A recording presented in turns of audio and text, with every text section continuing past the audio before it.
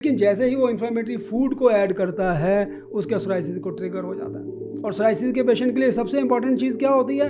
ठीक होकर सोराइसिस वापस ना आए। और वापस क्यों नहीं आएगा, कैसे नहीं आएगा? जब हम उसके इन्फ्लेमेटरी ट्रिगर्स को ऑफ करेंगे। आपको अपनी इन्फ्लेमेशन इंटरनली ठीक करना बहुत इंपॉर्टेंट है। ये छोटा रोग आपको दिया है सिर्फ समझाने के लिए, एक वार्निंग साइन भगवान ने दिया है। तो क्या प्लांट बेस्ड डाइट और अगर नॉन वेज डाइट के बारे में बोलें तो क्या आपको लगता है कि प्लांट बेस्ड डाइट ज़्यादा बेटर रहती है सोराइसिस के लिए, या क्या है कि हमारे जो पूर्वज थे वो सूरज के ढलने के हिसाब से अपने भोजन को करा करते थे? जी बिल्कुल ठीक कह रहे हैं। Adrenaline and cortisol, there are 2 hormones. हाँ जी। तो दोनों हार्मोन्स जो हैं, जैसे ही बॉडी में स्ट्रेस आता है तो एड्रेनलिन और कॉर्टिसोल वो बॉडी में बढ़ जाएगा। अब कामनाएं बढ़ेंगी, उधर से कॉर्टिसोल बढ़ेगा। जो आदमी धार्मिक होता है वो उसकी होप जो होती है वो चाहे भगवान से आती है चाहे उसके अंदर से आती है, उसको विश्वास होता है कि मैं अपने रोग को ठीक कर लूंगा। फेथ लेके आता है। और बॉडी के अंदर सेल्फ हीलिंग की एक प्रक्रिया होती है। और सेल्फ हीलिंग की प्रक्रिया किसकी होती है? जिसको होप होती है। आयुर्वेद में लिखा है कि जो हमारे पेट के अंदर अग्नि है, ये अग्नि भस्मक का काम करती है, मतलब ये चीजों को खाती है। हाँ जी बिल्कुल, जठरा अग्नि। अब आप समझें कि अगर आप पेट की अग्नि के ऊपर भोजन नहीं डालें तो आयुर्वेद में सबसे बढ़िया बात, एक ऐसी अमेजिंग बात लिखी है, आज भी हम लोग मंत्र पढ़ सकते हैं, 10 मिनट धूप नहीं लगवा सकते। इसीलिए हम जो आपने बात कही कि कैसे धर्म के साथ हमने उसको जोड़ा और कैसे होप बढ़ जाती है। जैसे आप धार्मिक होते हो, आपकी होप बढ़ जाती है। होप बढ़ने से आपकी सेल्फ हीलिंग बढ़ जाती है। सर ये तो आपने बहुत ही बढ़िया चीज बताई, मतलब अमेजिंग है, ये तो रियली अमेजिंग।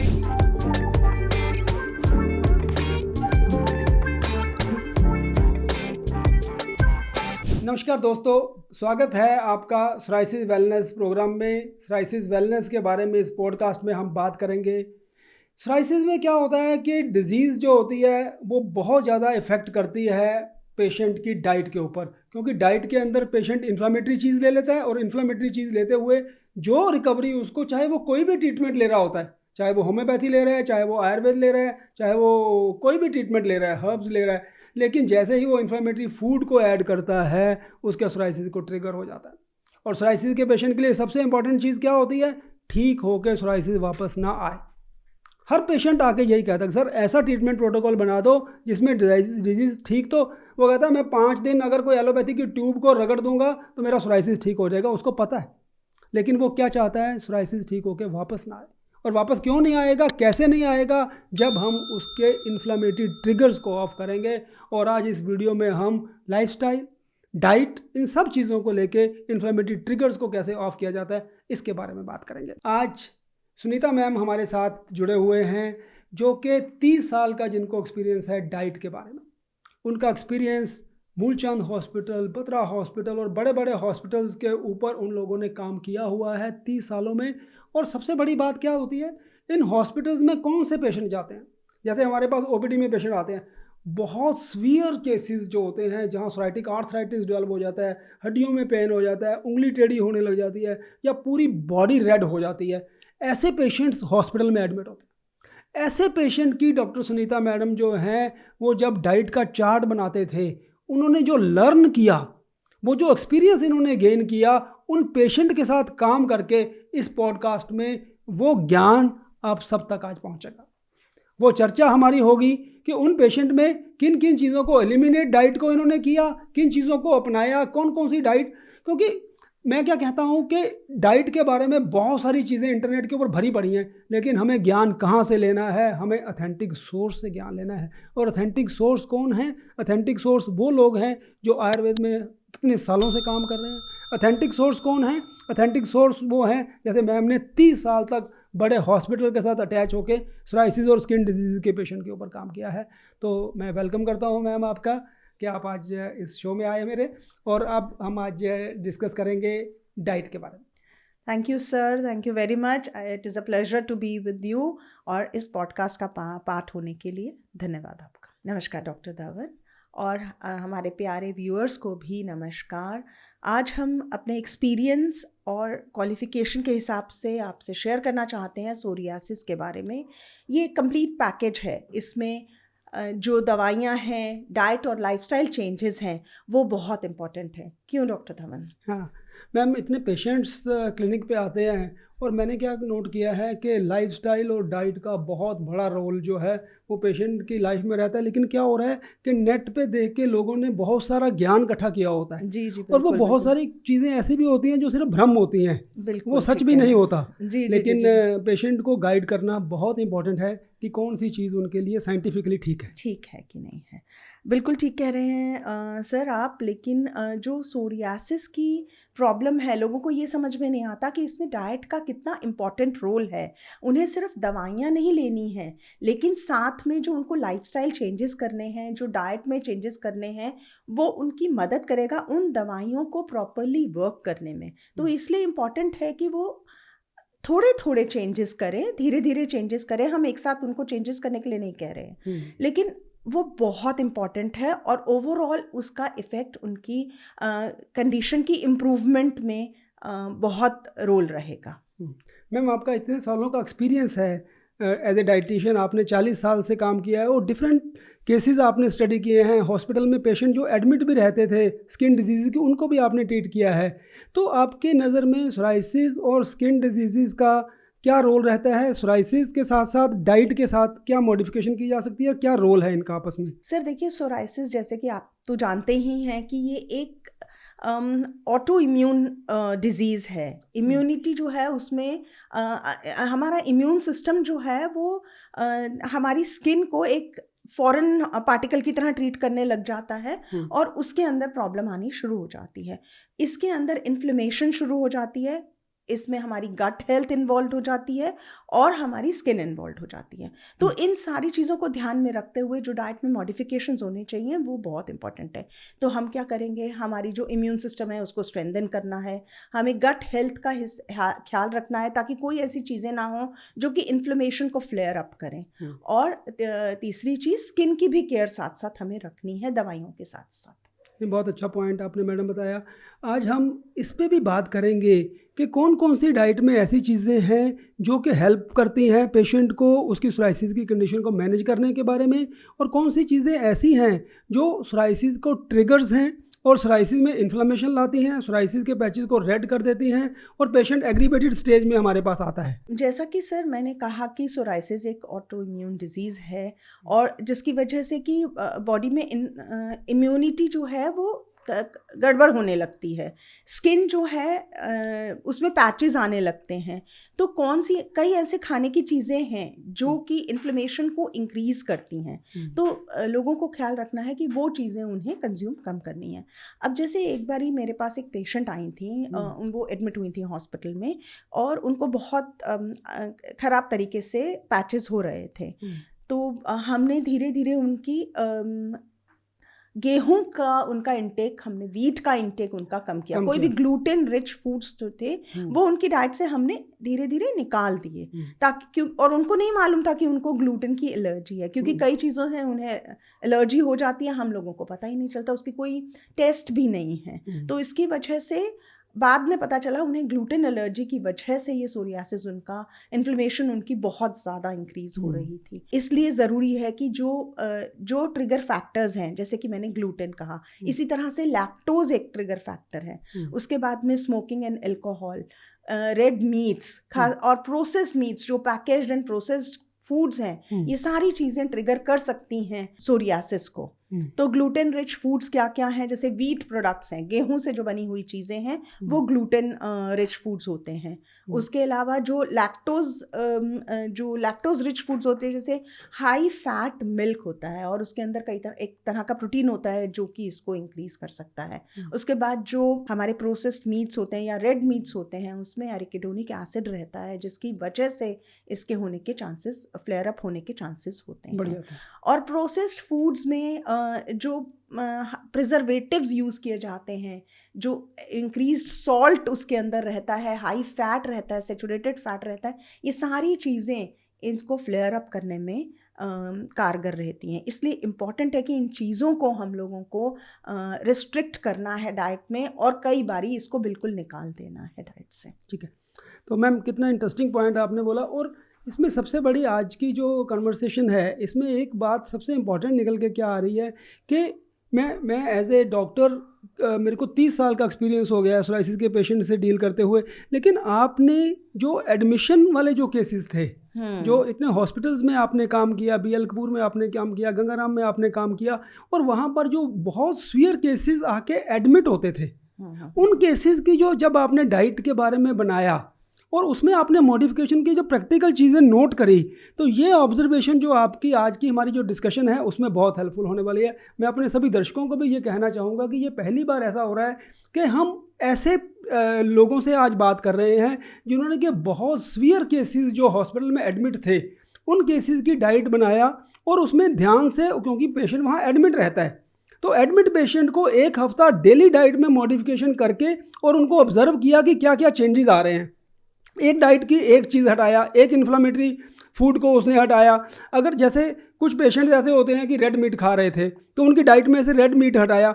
इस तरह वो एक माइन्यूट ऑब्जर्वेशन जो मैडम ने करी और सोराइसिस के पेशेंट में आज की टॉक में वो बहुत हेल्पफुल होने वाली है। छोटी छोटी चीज़ें ऐसी होती हैं, क्योंकि पेशेंट इंटरनेट के ऊपर बहुत चीज़ें ऐसी हैं जो वेग भी हैं। आज हम क्या बात करने वाले हैं, आज हम ऐसी बातें आपके साथ करेंगे जो साइंटिफिक हैं। तो मैडम आपने बहुत अच्छा पॉइंट ये रेज़ किया कि ये चीज़ें हेल्प करती हैं, और आपकी नज़र में क्या ऐसी चीज़ें हैं जो इन्फ्लेमेटरी हैं? मैं आपको एक और किस्सा बताती हूँ। एक नॉर्थ इंडियन पेशेंट हमारे पास एडमिट हुए थे, तो he was around 55-56 years old. तो उनको ये बहुत सीवियर हो रहा था और कहीं पर उन्हें ये बोल दिया गया था कि अब ये तो आपका ठीक नहीं हो सकता है, मतलब ये बहुत ही ख़राब कंडीशन है और आपको अब हॉस्पिटल ही मैनेज कर सकता है। तो वो हमारे पास आए थे। तो जो हमारे डॉक्टर थे, उन्होंने, जो स्किन स्पेशलिस्ट थे, उन्होंने डाइटिशियन को बोला कि इनकी आप एलिमिनेशन डाइट चालू कीजिए। तो जब हमने क्या किया कि हमने धीरे धीरे जो हमें ट्रिगर फैक्टर्स मालूम है, जैसे कि मैंने बोला कि वीट है, गेहूं है, ग्लूटेन रहता है जिस चीज़ों में, वो चीज़ें मैं अपने दर्शकों को बताना चाहूँगी कि ग्लूटेन एक तरीके का प्रोटीन है और हमारी बॉडी में प्रोटीन जो है वो इम्यून सिस्टम को ट्रिगर करता है। तो हमने ग्लूटेन से बनी हुई चीज़ें, ब्रेड, गेहूं की रोटी, ये सारी चीज़ें, बिस्किट्स, ये सारी हमने उसकी डाइट में से एलिमिनेट कर दी। फिर उसके बाद हमने दूध की बनी चीज़ें एलिमिनेट की, जैसे पनीर है, प्लेन मिल्क है, क्योंकि वो नॉर्थ इंडियन थे तो उनको पनीर और दूध बहुत ज़्यादा क्वांटिटी में वो लेते थे, तो वो भी हमने एलिमिनेट किया। उसके बाद में वो तो रेड मीट्स लेते थे, तो वो भी हमने एलिमिनेट किया। तो धीरे धीरे ऐसे करके जब हमने चीज़ें एलिमिनेट कर दी और उसके बाद जब हमने री इंट्रोड्यूस की, हमने पहले एलिमिनेट कर दी, फिर हमने 1 हफ्ते के बाद में उनको री इंट्रोड्यूस किया, तो पता चला कि उन्हें लैक्टोज की वजह से, ग्लूटेन जो मिल्क प्रोटीन्स हैं उनकी वजह से प्रॉब्लम हो रही थी। तो जैसे आपने प्रोटीन मिल्क ऐड किया उनकी डाइट में, तो उनको सिम्टम्स बढ़ गए। तो हाँ, आपको पता लग गया कि इसका मतलब ये है कि ये मिल्क से ट्रिगर आ रहा है, तो मिल्क इनके लिए जो है वो एलर्जिक है, इन्फ्लेमेटरी है। हाँ, लेकिन हाँ, उनको दही दे सकते थे क्योंकि वो फर्मेंटेड है और दही जो होता है वो ऑलरेडी डाइजेस्टेड फूड है, उसमें उसे हमें डाइजेस्ट करने की ज़रूरत नहीं है, प्री डाइजेस्टेड फूड है, क्योंकि उसके अंदर जो बैक्टीरिया होते हैं वो उसको डाइजेस्ट कर देते हैं। तो इसलिए जो है दही से उनको, छाछ से उनको प्रॉब्लम नहीं थी, लेकिन जो प्लेन मिल्क या चाय के अंदर दूध लेते थे या फिर वो पनीर खाते थे, उसमें उनको प्रॉब्लम होती थी। तो ऐसे एक एक करके हमने चीज़ें इंट्रोड्यूस की। रेड मीट्स भी हमने उनके डाइट से हटा दिए थे, वीट उनको हम देना चालू कर लिए, तो उन्होंने he was all right and he was discharge in 2-3 weeks. इसी तरह से एक फॉरेनर थे, अफ़गानी पेशेंट थे, तो वहाँ के लोगों को तो गोश्त के अलावा वो लोग कुछ खाते नहीं हैं, तो लेकिन हमें अब एलिमिनेशन डाइट बोली थी, तो हमने उनकी डाइट से जो भी ट्रिगर फैक्टर्स हैं उन्हें एलिमिनेट कर दिया। जब हम री इंट्रोड्यूस करने लगे तो रेड मीट्स जैसे ही हमने इंट्रोड्यूस किए 3-4 दिन में ही उनका फ्लेयर अप हो गया। तो उसके बाद में हमें समझ में आ गया कि ये रेड मीट्स की वजह से है। तो फिर हमने उनको बोला कि आप फिश ले सकते हैं या चिकन ले सकते हैं, लेकिन आप रेड मीट्स नहीं ले सकते, यानी कि लीन मीट आप ले सकते हैं। और फिश में भी सी फिश जो कि ऑयली रहती है, ओमेगा-3 फैटी एसिड्स जिसके अंदर रहते हैं, वो आपके लिए फ़ायदेमंद रहते हैं। तो ये चीज़ें, जैसे हम अपने एक्सपीरियंस से मैं आपको ये चीज़ें बता सकती हूँ कि ये चीज़ों से ट्रिगर होता है। तो ये ऐसे प्रैक्टिकली मैम हमने क्या देखा, क्योंकि पेशेंट आके ना मिल्क के बारे में बहुत पूछते हैं। अगर इंडिया में, नॉर्थ इंडिया में हर एक आदमी जो है रात को सोते वक्त दूध पीना, जी जी और बिल्कुल दूध बिल्कुल। बंद करते ही उनको लगता है कि बहुत बड़ा पार्ट उनका डाइट का हमने बंद कर दिया। आयुर्वेद में एक इतनी अच्छी एग्जांपल दी गई है हल्दी के बारे में कि मिल्क जैसे इन्फ्लामेटरी होता है, मोमेंट उसमें अगर आप 3 ग्राम हल्दी डाल देते हो तो उसकी एंटी इन्फ्लामेटरी प्रॉपर्टीज बन जाती हैं, और वो जो चीज़ ट्रिगर कर रही होती है सोराइसिस को, वो मेडिसिन में कन्वर्ट हो जाती है। देखिए आयुर्वेद में कितनी बड़ी बात है, एक छोटी सी चीज़ को लेके उन्होंने मॉडर्न साइंस के साथ, तभी कहते हैं कि मॉडर्न साइंस के साथ जैसे ही आयुर्वेद को इंटीग्रेट किया जाए तो देखिए वही दूध जो था, जो कि इन्फ्लेमेटरी था, वो अमृत बन गया, और उसका इन्फ्लेमेटरी। और देखिए हल्दी के बारे में, हल्दी की कौन खाता था?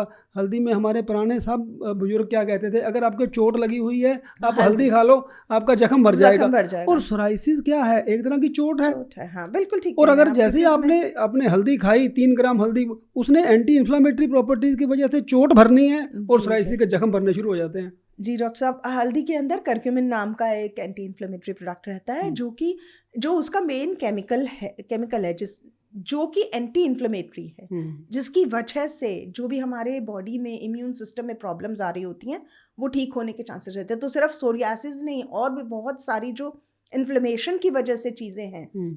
हमारा आज की तारीख का लाइफस्टाइल ऐसा है, हम ऐसी चीज़ें ले लेते हैं जिससे हमारी बॉडी के हर एक सेल में इन्फ्लेमेशन शुरू हो चुकी है, और वो एक कारण भी है कि कई सारी चीज़ों से एलर्जीज हो रही हैं, इन्फ्लेमेशंस हो रही हैं, और सोरियासिस भी उसी चीज़ का एक एलर्जी का पार्ट। और हम कितने लकी हैं इंडिया में कि हमारी हर एक सब्जी के अंदर हम लोग हल्दी डाल रहे हैं। अभी मेरे पास यूएसए से पेशेंट्स आते हैं क्योंकि वहाँ पर उनकी डाइट में हल्दी नहीं होती। 800 रुपये का करकुमिन हल्दी का एक्सट्रैक्ट का कैप्सूल वो लोग वहाँ अमेरिकन की फार्मेसी से खरीद के अपने सोराइसिस के लिए खा रहे होते हैं। और हम कितने लकी हैं कि हम पेशेंट को कह देते हैं कि 3 ग्राम हल्दी दूध में डाल के तुम खा ले। बिल्कुल ठीक कह रहे हैं। ये हमें सप्लीमेंट की तरह भी कई बारी देना पड़ता है। मुझे मालूम है आप लोग ये सप्लीमेंट्स में भी देते हैं करक्यूमिन, क्योंकि ये एक इफेक्टिव है एज एंटी इन्फ्लेमेटरी ट्रीटमेंट। और सोराइसिस में मिथोट्रेक्सेट एक ड्रग यूज होती है। मिथोट्रेक्सेट के बारे में मैं आपको बताता हूँ कि सोराइसिस के पेशेंट में क्या होता है कि जब सोराइसिस बॉडी से निकल के नेल्स में और उसके बाद जॉइंट्स में जाता है, तो उसमें क्या होता है कि सबसे पेशेंट पहले आगे बोलता है, सर मेरी ये वाली फिंगर में पेन होना शुरू हो गया, इन्फ्लेमेशन शुरू हो गई है। और वो कंडीशन ऐसी होती है कि जिसमें पेशेंट क्या बोलते हैं कि सर स्किन की तो हमें आदत पड़ गई है, उसको छोड़ो, हमारी इन्फ्लेमेशन आप ठीक कर दो, क्योंकि आर्थराइटिस में सुबह काम करने में हमें दिक्कत आती है। स्किन में तो उतनी दिक्कत नहीं आ रही थी, वो तो इचिंग हो रही थी, मैं नारियल तेल लगा लेता था, लेकिन अब मेरी इन्फ्लेमेशन जो हो गई है, इन्फ्लामेशन को कवर करना इज़ वेरी इंपॉर्टेंट। और जैसे हम हल्दी की बात कर रहे थे, तो मिथोट्रेक्सेट जो होता है 7.5 mg मिनिमम डोज में हम देते हैं पर वीक, ठीक है। लेकिन प्रॉब्लम क्या आता है, वो लिवर टॉक्सिक होता है। अगर उसको पेशेंट को 6 महीने 8 महीने दे दिया जाए तो कोई दिक्कत नहीं है, लेकिन जैसे उसको हम लंबा टाइम देते हैं तो SGOT-PT लेवल्स उसके चेंज हो जाते हैं। तो चेंज होते ही फिर हमें उसको बंद करना पड़ता है। तो हल्दी क्या करता है, 2.5 mg मिथोट्रेक्सेट के बराबर 3 ग्राम हल्दी अगर हम दूध में डाल के पेशेंट को पिला देते हैं तो मिथोट्रेक्सेट की डोज को हम कम कर पाते हैं। तो इसी प्रकार यही पॉइंट ऐसा है कि जिसमें हम कैसे आयुर्वेद और एलोपैथी को इंटीग्रेट जब करते हैं तो पेशेंट को हम एक सेफर ऑप्शन जो है वो दे पाते हैं। तो सर ऐसे कई एंटी इन्फ्लेमेटरी फूड्स भी हैं जिनको कि हाँ हम इंट्रोड्यूस कर सकते हैं पेशेंट्स के साथ में, जैसे कि ओमेगा 3 फैटी एसिड्स जिन चीज़ों में रहते हैं, क्योंकि ओमेगा 3 जो है वो एंटी इन्फ्लेमेटरी है। तो ओमेगा 3 हमें किस में मिलता है, सी फिश में मिलता है, सबसे ज़्यादा उसमें होता है। उसके अलावा walnuts, chia seeds, flax seeds, soybean जो है इनके अंदर अच्छी क्वांटिटी में ये रहता है। पम्पकिन सीड्स में, सनफ्लावर सीड्स में ओमेगा 3 फैटी एसिड्स रहता है। तो रेगुलर बेसिस पे अगर वो लेते हैं एंटी इन्फ्लेमेटरी का काम करता है और इन्फ्लेमेशन को कम करने में मदद करता है। इसके अलावा जो भी खाने की चीज़ें जो विटामिन सी में, विटामिन ई में रिच रहती हैं वो भी एंटी इन्फ्लेमेटरी होती हैं। तो हमारे देश में तो फ्रेश फ्रूट्स और वेजिटेबल्स बहुत अच्छी क्वांटिटी में मिलते हैं। तो कोई भी vitamin C rich vegetables and fruits जैसे कि हरे पत्तेदार सब्जियां हैं, आंवला है, नींबू है, उसके बाद में ऑरेंजेस हैं, ये सारी चीज़ें अपनी डाइट में इंक्लूड करना वो बहुत ज़रूरी है। और सीजनल, जैसे सर्दियों में ऑरेंजेस इंक्लूड कर सकते हैं, मौसमी, स्वीट लाइम, ये सारी चीज़ें इंक्लूड कर सकते हैं। लेकिन गर्मियों में उसी तरह वाटरमेलन, क्यूकम्बर, ये हाइड्रेशन भी प्रोवाइड करते हैं और साथ में ये विटामिन सी भी प्रोवाइड करते हैं। और ग्रीन लीफी वेजिटेबल जैसे मैंने बोला, उसके अलावा जो है टर्मरिक की तो हम ऑलरेडी बात कर ही चुके हैं, जिसमें करक्यूमिन रहता है और वो इफेक्टिव रहता है। हाइड्रेशन भी एक बहुत इम्पॉर्टेंट पॉइंट है। लोगों को नहीं शायद ध्यान रहता, लेकिन 2-2.5-3 लीटर अगर पानी पिएं और उनके सेल्स हाइड्रेटेड रहें तो इन्फ्लेमेशन कम होने के चांसेस होते हैं। ये इसलिए भी ज़रूरी है कि जो टॉक्सिन्स डेवलप हो जाते हैं कई सारी चीज़ों की वजह से, जो हमारे रेगुलर मेटाबॉलिज्म की वजह से भी जो टॉक्सिन्स होते हैं वो फ्लश आउट हो जाते हैं जितना ज़्यादा पानी पीते हैं। तो पानी में इंक्लूड कर सकते हैं नारियल पानी, छाछ इंक्लूड कर सकते हैं, सूप्स इंक्लूड कर सकते हैं, लेकिन उसमें क्या इंक्लूड नहीं कर सकते, चाय, कॉफ़ी और स्वीटेंड बेवरेजेस या जो पैकेज फ्रूट जूसेस हैं उनको हम इंक्लूडेड नहीं मानते हैं। इसके अलावा प्रोबायोटिक्स का भी बहुत अच्छा रोल रहता है। प्रोबायोटिक्स जैसे दही है, छाछ है, ये भी हमारी गट हेल्थ को इम्प्रूव करते हैं और इम्यून सिस्टम को बूस्ट करते हैं। तो ये सारी चीज़ें अगर डाइट में इंक्लूड करते हैं तो इन्फ्लेमेशन के कम होने के चांसेस रहते हैं। इसके साथ साथ हम मना करते हैं कि अल्कोहल और स्मोकिंग को अवॉइड करें। सर, इसमें आपका भी बहुत एक्सपीरियंस है, तो आप बताएं कि अल्कोहल को कैसे अवॉइड करके फ़ायदा मिल सकता है लोगों को। देखिए, मैं आपको प्रैक्टिकल बताता हूँ कि जो डेली पेशेंट्स आते हैं उसके साथ हम प्रैक्टिकल चीज़ें कैसे देखते हैं। क्या हो रहा है, मेरे पास अभी एक पेशेंट आया, उसको वो मेडिसिन से हमारा इंटीग्रेटेड ट्रीटमेंट से वो बहुत अच्छा मैनेज था, और पहले बहुत सीवियर केस था, अच्छा मैनेज हो रहा था, 1.5 साल से बिल्कुल ठीक चल रहा था। कह रहा शादी पे गया, वहाँ पार्टी में उसने ड्रिंक की ज़्यादा, 2 दिन, और अगले दिन मॉर्निंग में डॉक्टर साहब इमरजेंसी में देखो मैं क्या होगा, पूरी बॉडी पे रेड कलर का फ्लेयर अप हो गया, और बिल्कुल ठीक, और बाकी सारी डाइट नॉर्मल चल रही है, सिर्फ अल्कोहल ऐड करते ही उसका वो ट्रिगर आ गया।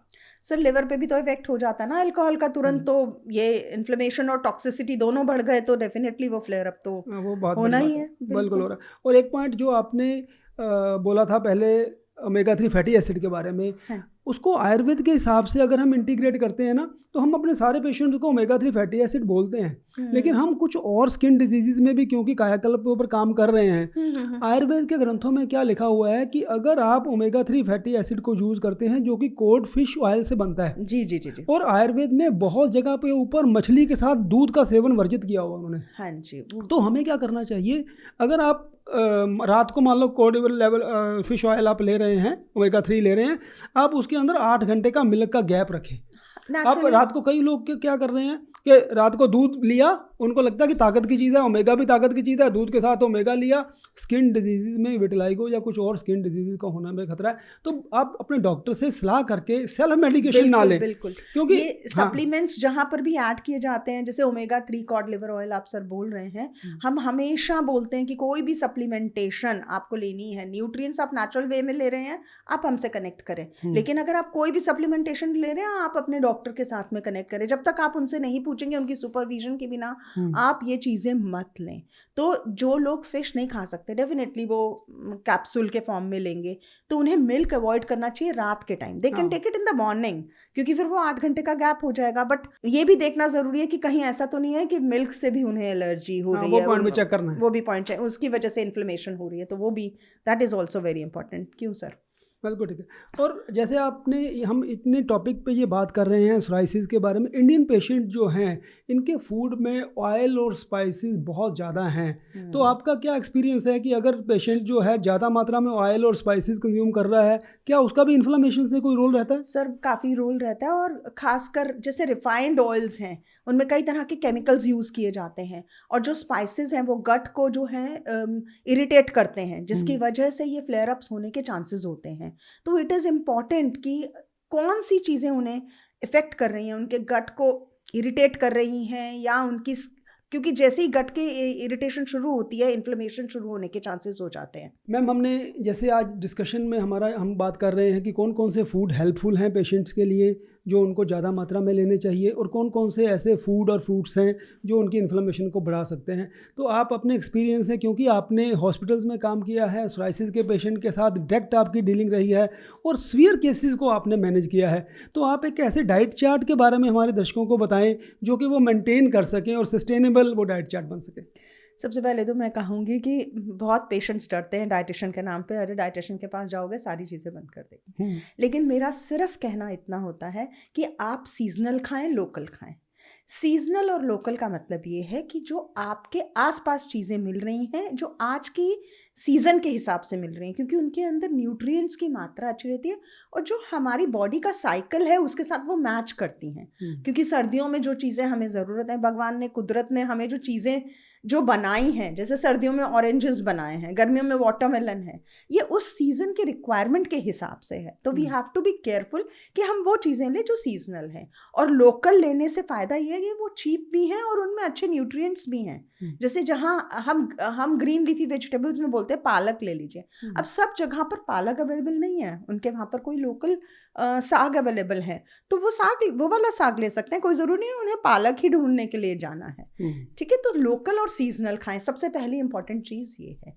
दूसरी चीज़ ये है, मैं ज़्यादातर लोगों को सजेस्ट करती हूँ कि अपना एक मील प्लान कर लें, रफली अपना वीकली एक मील प्लान कर लें। उससे क्या होगा, आपके पास में आप अचानक से भूख लगी, आप कुछ भी मंगा के खा रहे हैं या पैकेज्ड फूड्स खा रहे हैं, वो नहीं होगा। तो आपके पास में अवेलेबल रहेंगी वो चीज़ें जो आपके लिए अलाउड हैं, जैसे कि नट्स अलाउड हैं, तो आप जो है बीच में भूख लगी आप नट्स खा सकते हैं, आप स्प्राउट्स ले सकते हैं, आप जो है फ्रूट्स ले सकते हैं। तो ये चीज़ें अगर अवेलेबल रहेंगी तो आपको पैकेजेस खोलने की ज़रूरत ही नहीं है। और मील प्लान कर लिया तो आपको मालूम है कि आपको क्या क्या चीज़ें अपने लिए अवेलेबल करानी है, तो वो चीज़ें आप अपने घर में रखेंगे तो वो आप आराम से ले सकते हैं।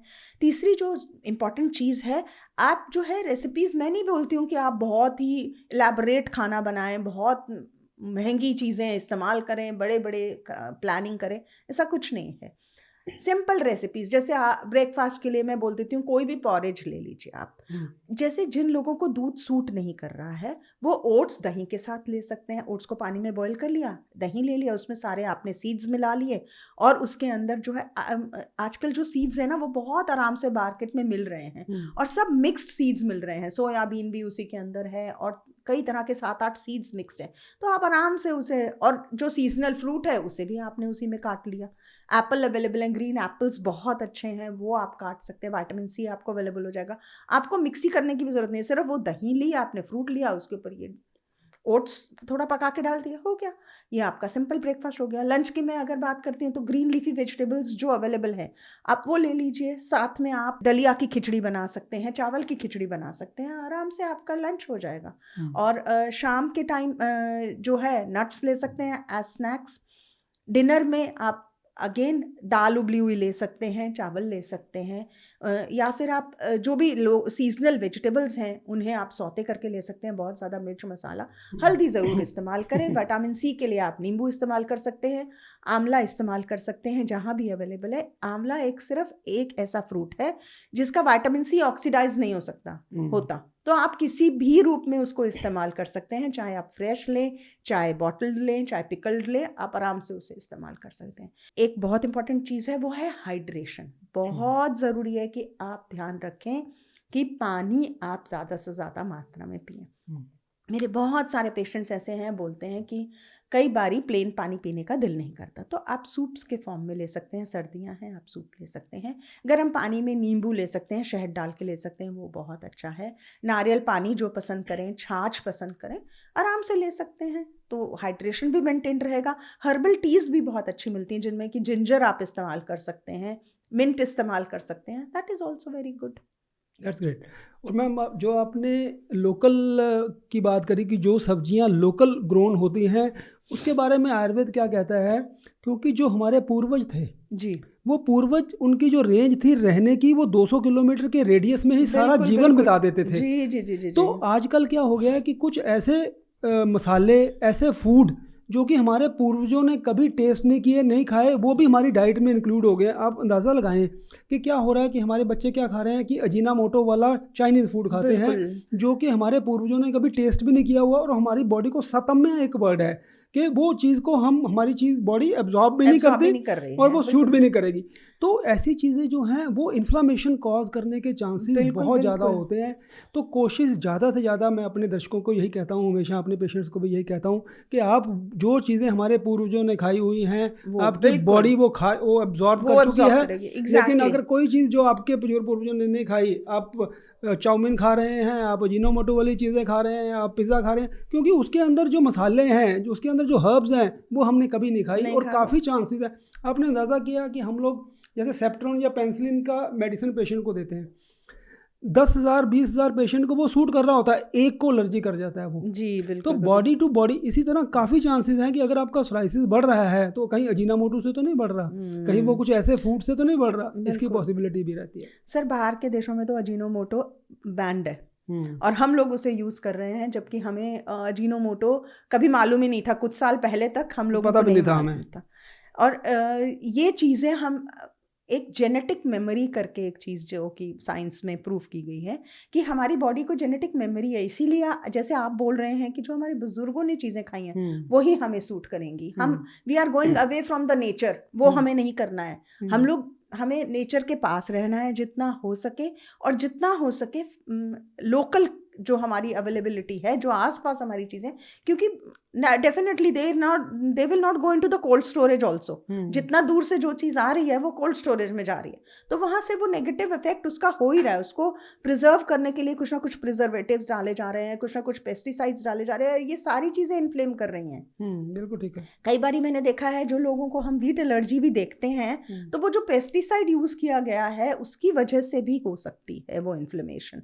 तो we have to be very careful कि ये जो हमें लोकली अवेलेबल चीज़ है, अगर घर में किसी के पास जगह है तो वो डेफिनेटली अपनी किचन गार्डन करके that is the best thing I think. और एक छोटा सा पॉइंट मैं आपको और बताता हूँ कि जो सीज़न की आपने बात करी, तो जो फूड्स होते हैं सीज़न पे कैसे इफेक्ट करते हैं, आपने कभी शायद नोट किया हो, जैसे लस्सी होती है। जी जी। अब आप अंदाज़ा लगाओ कि अगर मई जून के महीने में आप दोपहर को लस्सी पियो, आपकी बॉडी में एनर्जी आएगी, बिल्कुल, आप हेल्दी फील करोगे, जी, एनर्जी। जी, जी, जी। लेकिन वही लस्सी आप बरसात के दिन में पी के देखो, बिल्कुल ठीक कह रहे तो हैं आप, सीजनल कोरिलेशन सेम फूड में भी अगर सीजनल कोरिलेशन जब करते हैं बिल्कुल, बिल्कुल। तो बहुत सी चीज़ें ऐसी हैं कि मैं तभी अपने दर्शकों को या अपने पेशेंट को बार बार यही कहता हूँ, आप अपने अच्छे डॉक्टर से कांटेक्ट करें। आप यूट्यूब के ऊपर जब देख के और इन्फॉर्मेशन गैदरिंग करके और सेल्फ डाइट चार्ट बनाते हैं ना, उसमें बहुत सारी चीज़ें मिसिंग होती हैं और फाइनर पॉइंट्स वो वहाँ तक आप नहीं पहुँच सकते।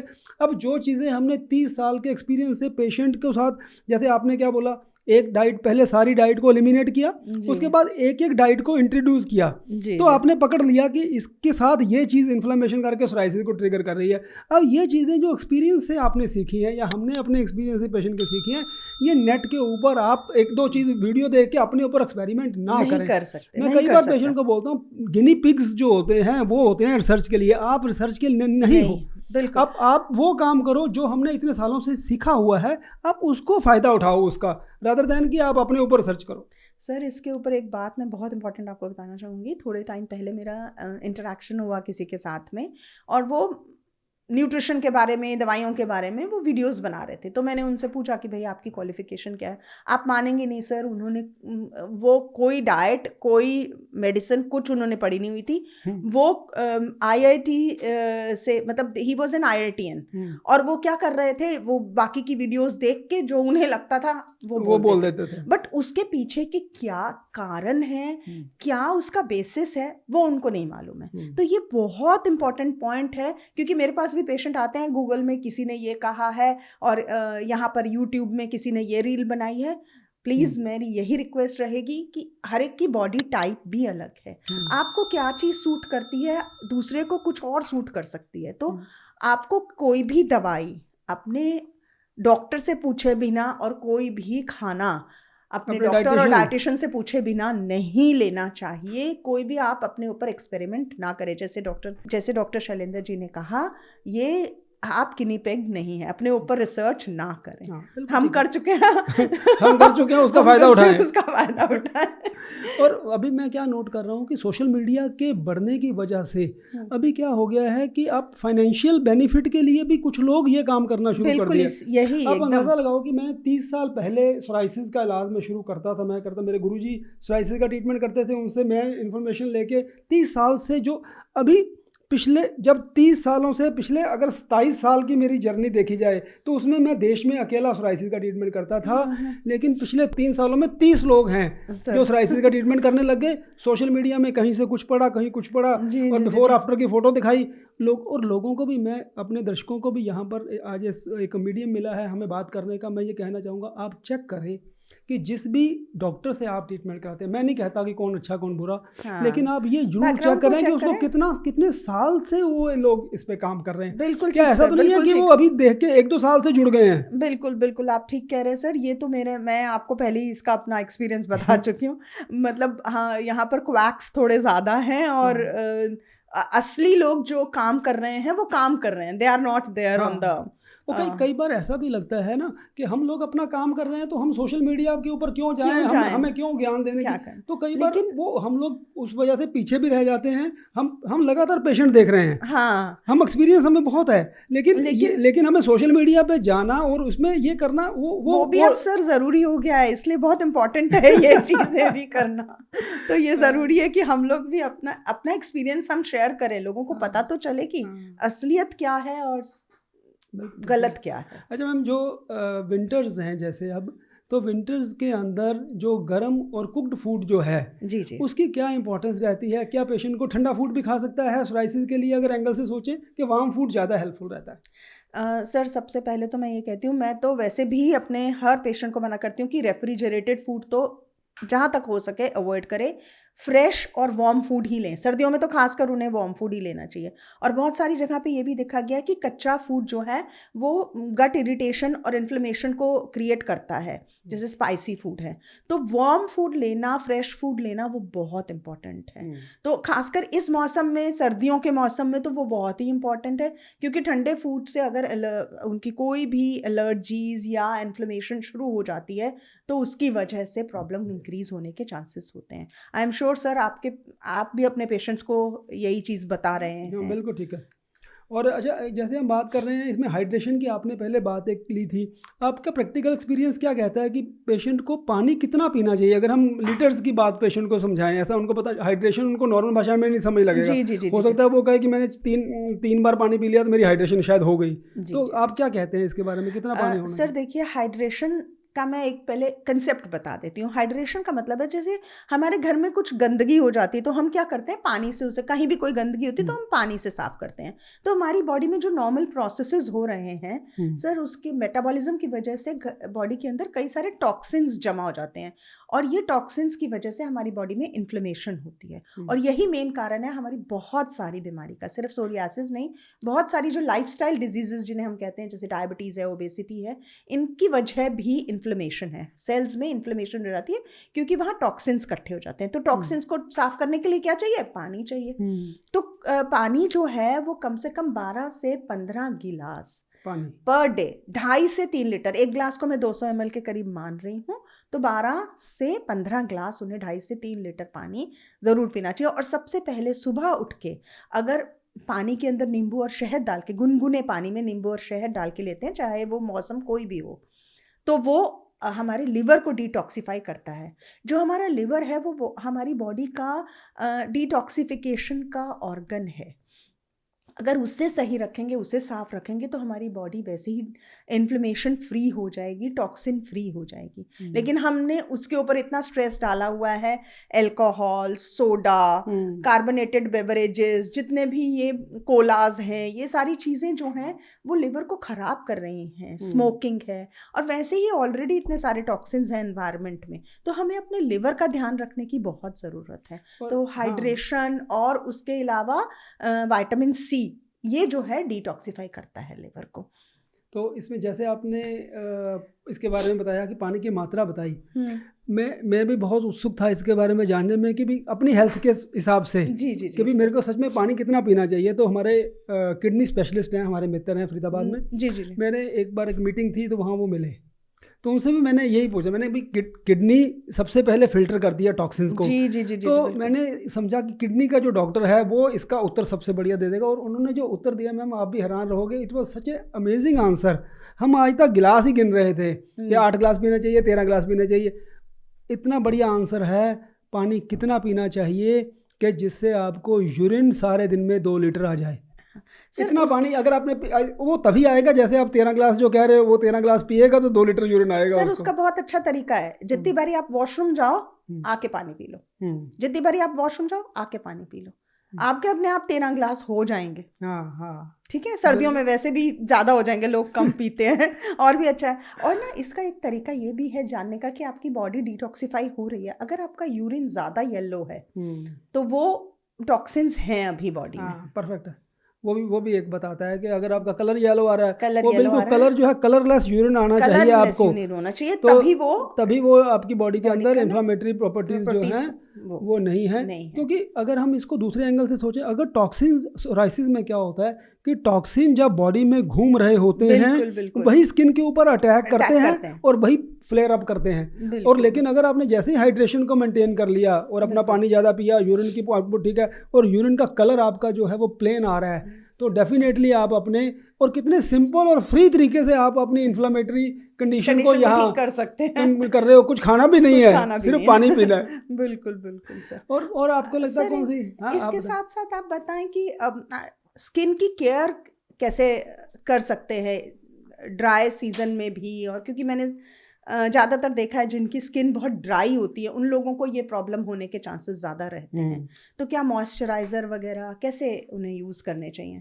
देखिए क्या हो रहा है कि सोराइसिस जब भी स्किन जिन पेशेंट की ड्राई, एक तो सोराइसिस होता ही ड्राई कंडीशन है और ड्राई कंडीशन जब एक्सेसिव ड्राई हो जाती है तो वो फ्लेक्स बन जाते हैं, पपड़ी बन जाती है, उसी को हम सोराइसिस कहते हैं। लेकिन अगर आदमी अर्ली स्टेज के ऊपर अगर उसकी स्किन ड्राई है, आप सिंपल रेमेडी है हमारे देश के अंदर कोकोनट ऑयल जो है, it is such a beautiful remedy. अभी अगर लेटेस्ट रिसर्च में आपको बताता हूँ कि जो best of the best moisturising cream versus coconut oil को जब स्टडी किया गया तो best of the best moisturising cream अगर 3.5 घंटे लुब्रिकेशन देती है, कोकोनट ऑयल प्लेन 4.5 घंटे देता है और इतना सस्ता और मुफ्त है। हम 2-2 हज़ार 1500 रुपये की लोग क्रीम लगाते हैं, उसकी ज़रूरत नहीं है और इतनी उसमें वो खुशबूदार चीज़ें रहती हैं और वो अगेन ट्रिगर हो जाती हैं, ट्रिगर कर रही हैं क्योंकि उसके अंदर कुछ केमिकल्स यूज़ कर रहे हैं। और हमारे पुराने लोग जो हैं वो सर्दियों में तो हमेशा नारियल तेल लगाया करते थे और उसमें कपूर मिलाने से कपूर नारियल तेल के अंदर कपूर मिला के आप रख लें। और सोराइसिस के अर्ली कंडीशंस मतलब बहुत सीवियर केसेस वालों में नहीं लगाना चाहिए,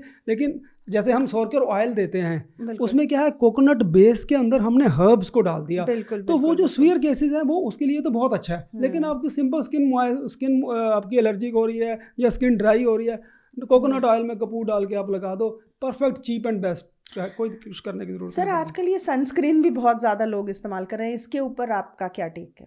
देखिए सनस्क्रीन क्या हो रहा है कि सोराइसिस के पेशेंट में क्या करना है, हमें सनस्क्रीन जो होते हैं स्किन के अंदर जो लाइट पेनिट्रेट कर रही है, यूवी पेनिट्रेट कर रहा है, तो हमें तो विटामिन डी सिंथेसिस करना है बॉडी के अंदर, हमें विटामिन डी बनाना है, तब जाके सोराइसिस को आराम मिलेगा। और जैसे आपने उसको ब्लॉक कर दिया सनस्क्रीन लगा के, तो हमने बॉडी के अंदर विटामिन डी सिंथेसिस बंद कर दिया बंद कर दिया और सोराइसिस का हमने वहाँ ट्रिगर पैदा कर दिया। तो सर यहाँ एक चीज़ मुझे याद आ रही है कि बहुत सारे सोरियासिस के पेशेंट्स में मैंने देखा है कि विटामिन डी की डिफिशिएंसी रहती है, तो ऐसे लोगों को चाहिए कि वो विटामिन डी के लिए या तो डॉक्टर की सलाह से सप्लीमेंट्स लें या फिर वो मॉर्निंग अपना वॉक करें या सन जो मॉर्निंग सन है उसको तभी जब हमारे पेशेंट्स के अंदर रिजल्ट्स इतने तेज और इतने अच्छे क्यों आते हैं, हम लोग क्या करते हैं कि सोरकर ऑयल देते हैं मैम लगाने के लिए, कोकोनट ऑयल बेस्ड हर्ब्स का ऑयल है, उसको लगा के 20 मिनट सन एक्सपोजर करते हैं। हाँ जी। जैसे ही वो ऑयल लेके और वो अल्ट्रावायलेट लाइट बॉडी पे पड़ती है, बॉडी के अंदर विटामिन डी सिंथेसिस होना शुरू हो जाता है और वो ट्रीटमेंट का एक पार्ट बन जाता है। और सोराइसिस तभी तो कहते हैं कि सोराइसिस ठीक होकर वापस नहीं आता। हम लोग कहते हैं कि उसको रोका जा सकता है वापस आने को, इसलिए कहते हैं क्योंकि हम पेशेंट को ठीक होकर ऑयल बंद नहीं करवाते। हम बोलते हैं तो ऑयल लगाता रहा, because we are dealing with incurable disease. Books में क्या लिखा हुआ है, आयुर्वेद में लिखा है कष्ट साध्या व्याधि, मुश्किल से ठीक होने वाला रोग। एलोपैथी में क्या लिखा हुआ है, इनक्योरेबल डिजीज। तो अगर हमारी फाइट एक इनक्योरेबल डिजीज से है और अगर हम ठीक एक बार हम बॉडी के अंदर टॉक्सिन, जैसे आप डाइट के बारे में बता रहे हैं, तो डाइट से हमने उसके टॉक्सिन दूर कर दिए, हमने कुछ हर्ब्स दी, हमने उसके टॉक्सिन दूर कर दिए। उसके बाद अगर पेशेंट उसकी मैनेजमेंट जो है वो सिर्फ ऑयल लगा के करता रहे और सन एक्सपोजर से करता रहे, तो इससे बढ़िया, इससे सस्ता और इससे अच्छा इलाज विदाउट एनी साइड इफेक्ट्स हो ही नहीं सकता सोराइसिस का जितना। और हम कितने भाग्यवान हैं कि हमारे देश में अपनी आयुर्वेद की परंपरा जो है वो हमारे को ये चीज़ें दे रही है। अब हमारे पास इंग्लैंड से पेशेंट आते हैं या यूएसए से पेशेंट आते हैं, इंडिया में क्या हो रहा है, अगर हम पेशेंट को बोलते हैं ना कि तुम बॉडी पे ऑयल लगाना है, वो ही इज हैप्पी, वो लगा लेता है। अगर अंग्रेज को किसी को तेल मालिश की बात कही जाए ना, उसको झटका लगता है। जी जी जी, वो कह रहा है कि तेल मालिश तो उनके पूर्वजों ने कभी नहीं किया।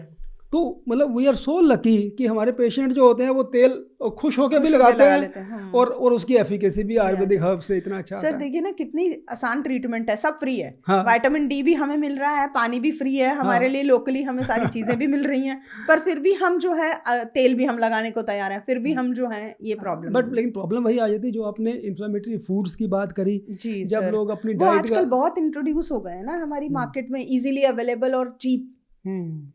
इसकी वजह से वो प्रोसेस्ड फूड्स को लेना शुरू कर देता है। जहां हम सप्लीमेंटेशन की बात करते हैं, एक और चीज़ मुझे सप्लीमेंटेशन में याद आ रही है, जिंक सप्लीमेंटेशन।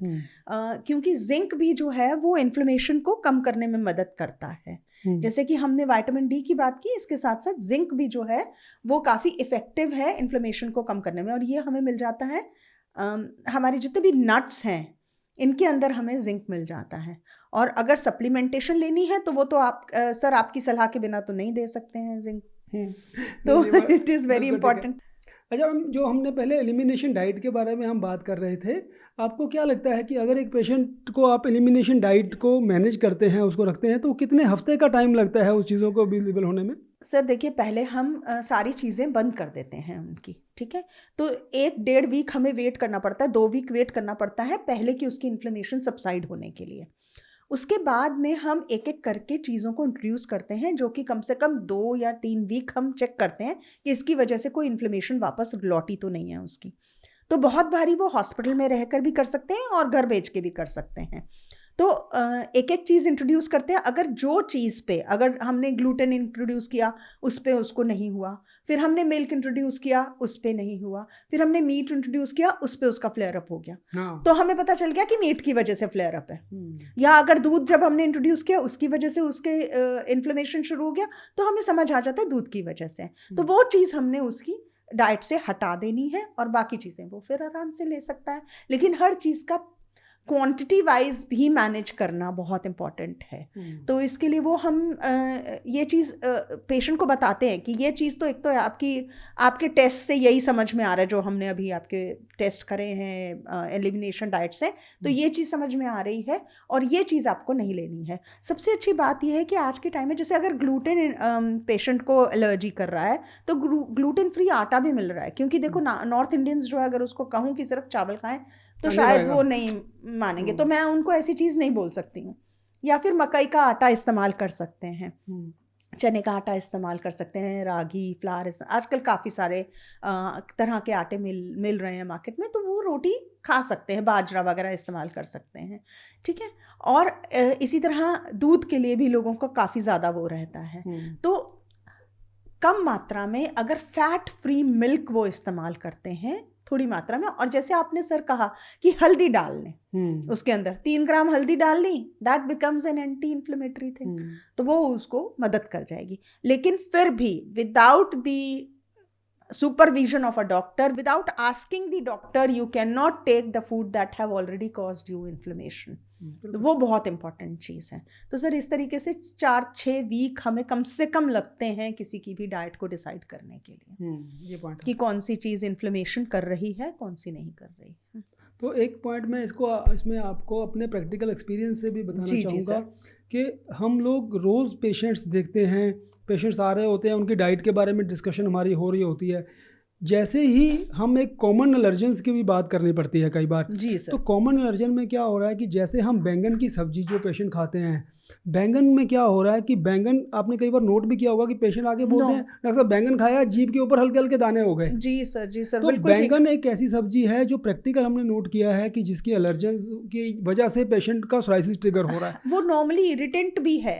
कई वेजिटेबल्स को जैसे नाइट शेड वेजिटेबल्स कहते हैं, जैसे टमेटोज हैं तो रॉ नहीं, हम मना करते हैं, रॉ टमेटोज नहीं खाने हैं। फिर ये ब्रिंजॉल है, फिर उसके अलावा पेपर्स, जितने भी ये लाल पीली हरी मिर्च हैं,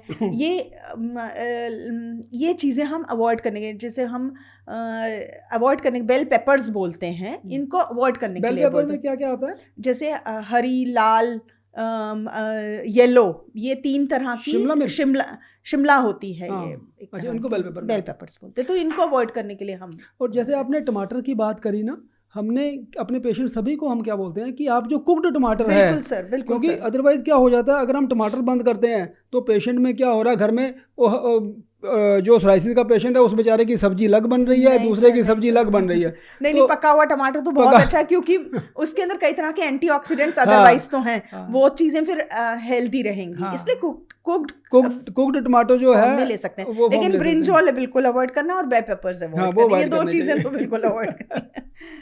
अच्छा, और सप्लीमेंट्स ऐसे क्या क्या चीज़ें ऐसी हम जो चीज़ें हैं आपकी नज़र में जो सोराइसिस के पेशेंट को हेल्पफुल हो और ऐड कर सकते हैं हम उसमें? सर, हमने 2-3 चीज़ों के बारे में तो बात की ही है। ओमेगा 3 के बारे में बात कर ली, विटामिन डी के बारे में बात करी, जिंक के बारे में बात करी, फिर प्रोबायोटिक्स भी हमने बताया और टर्मरिक भी बताया हमने।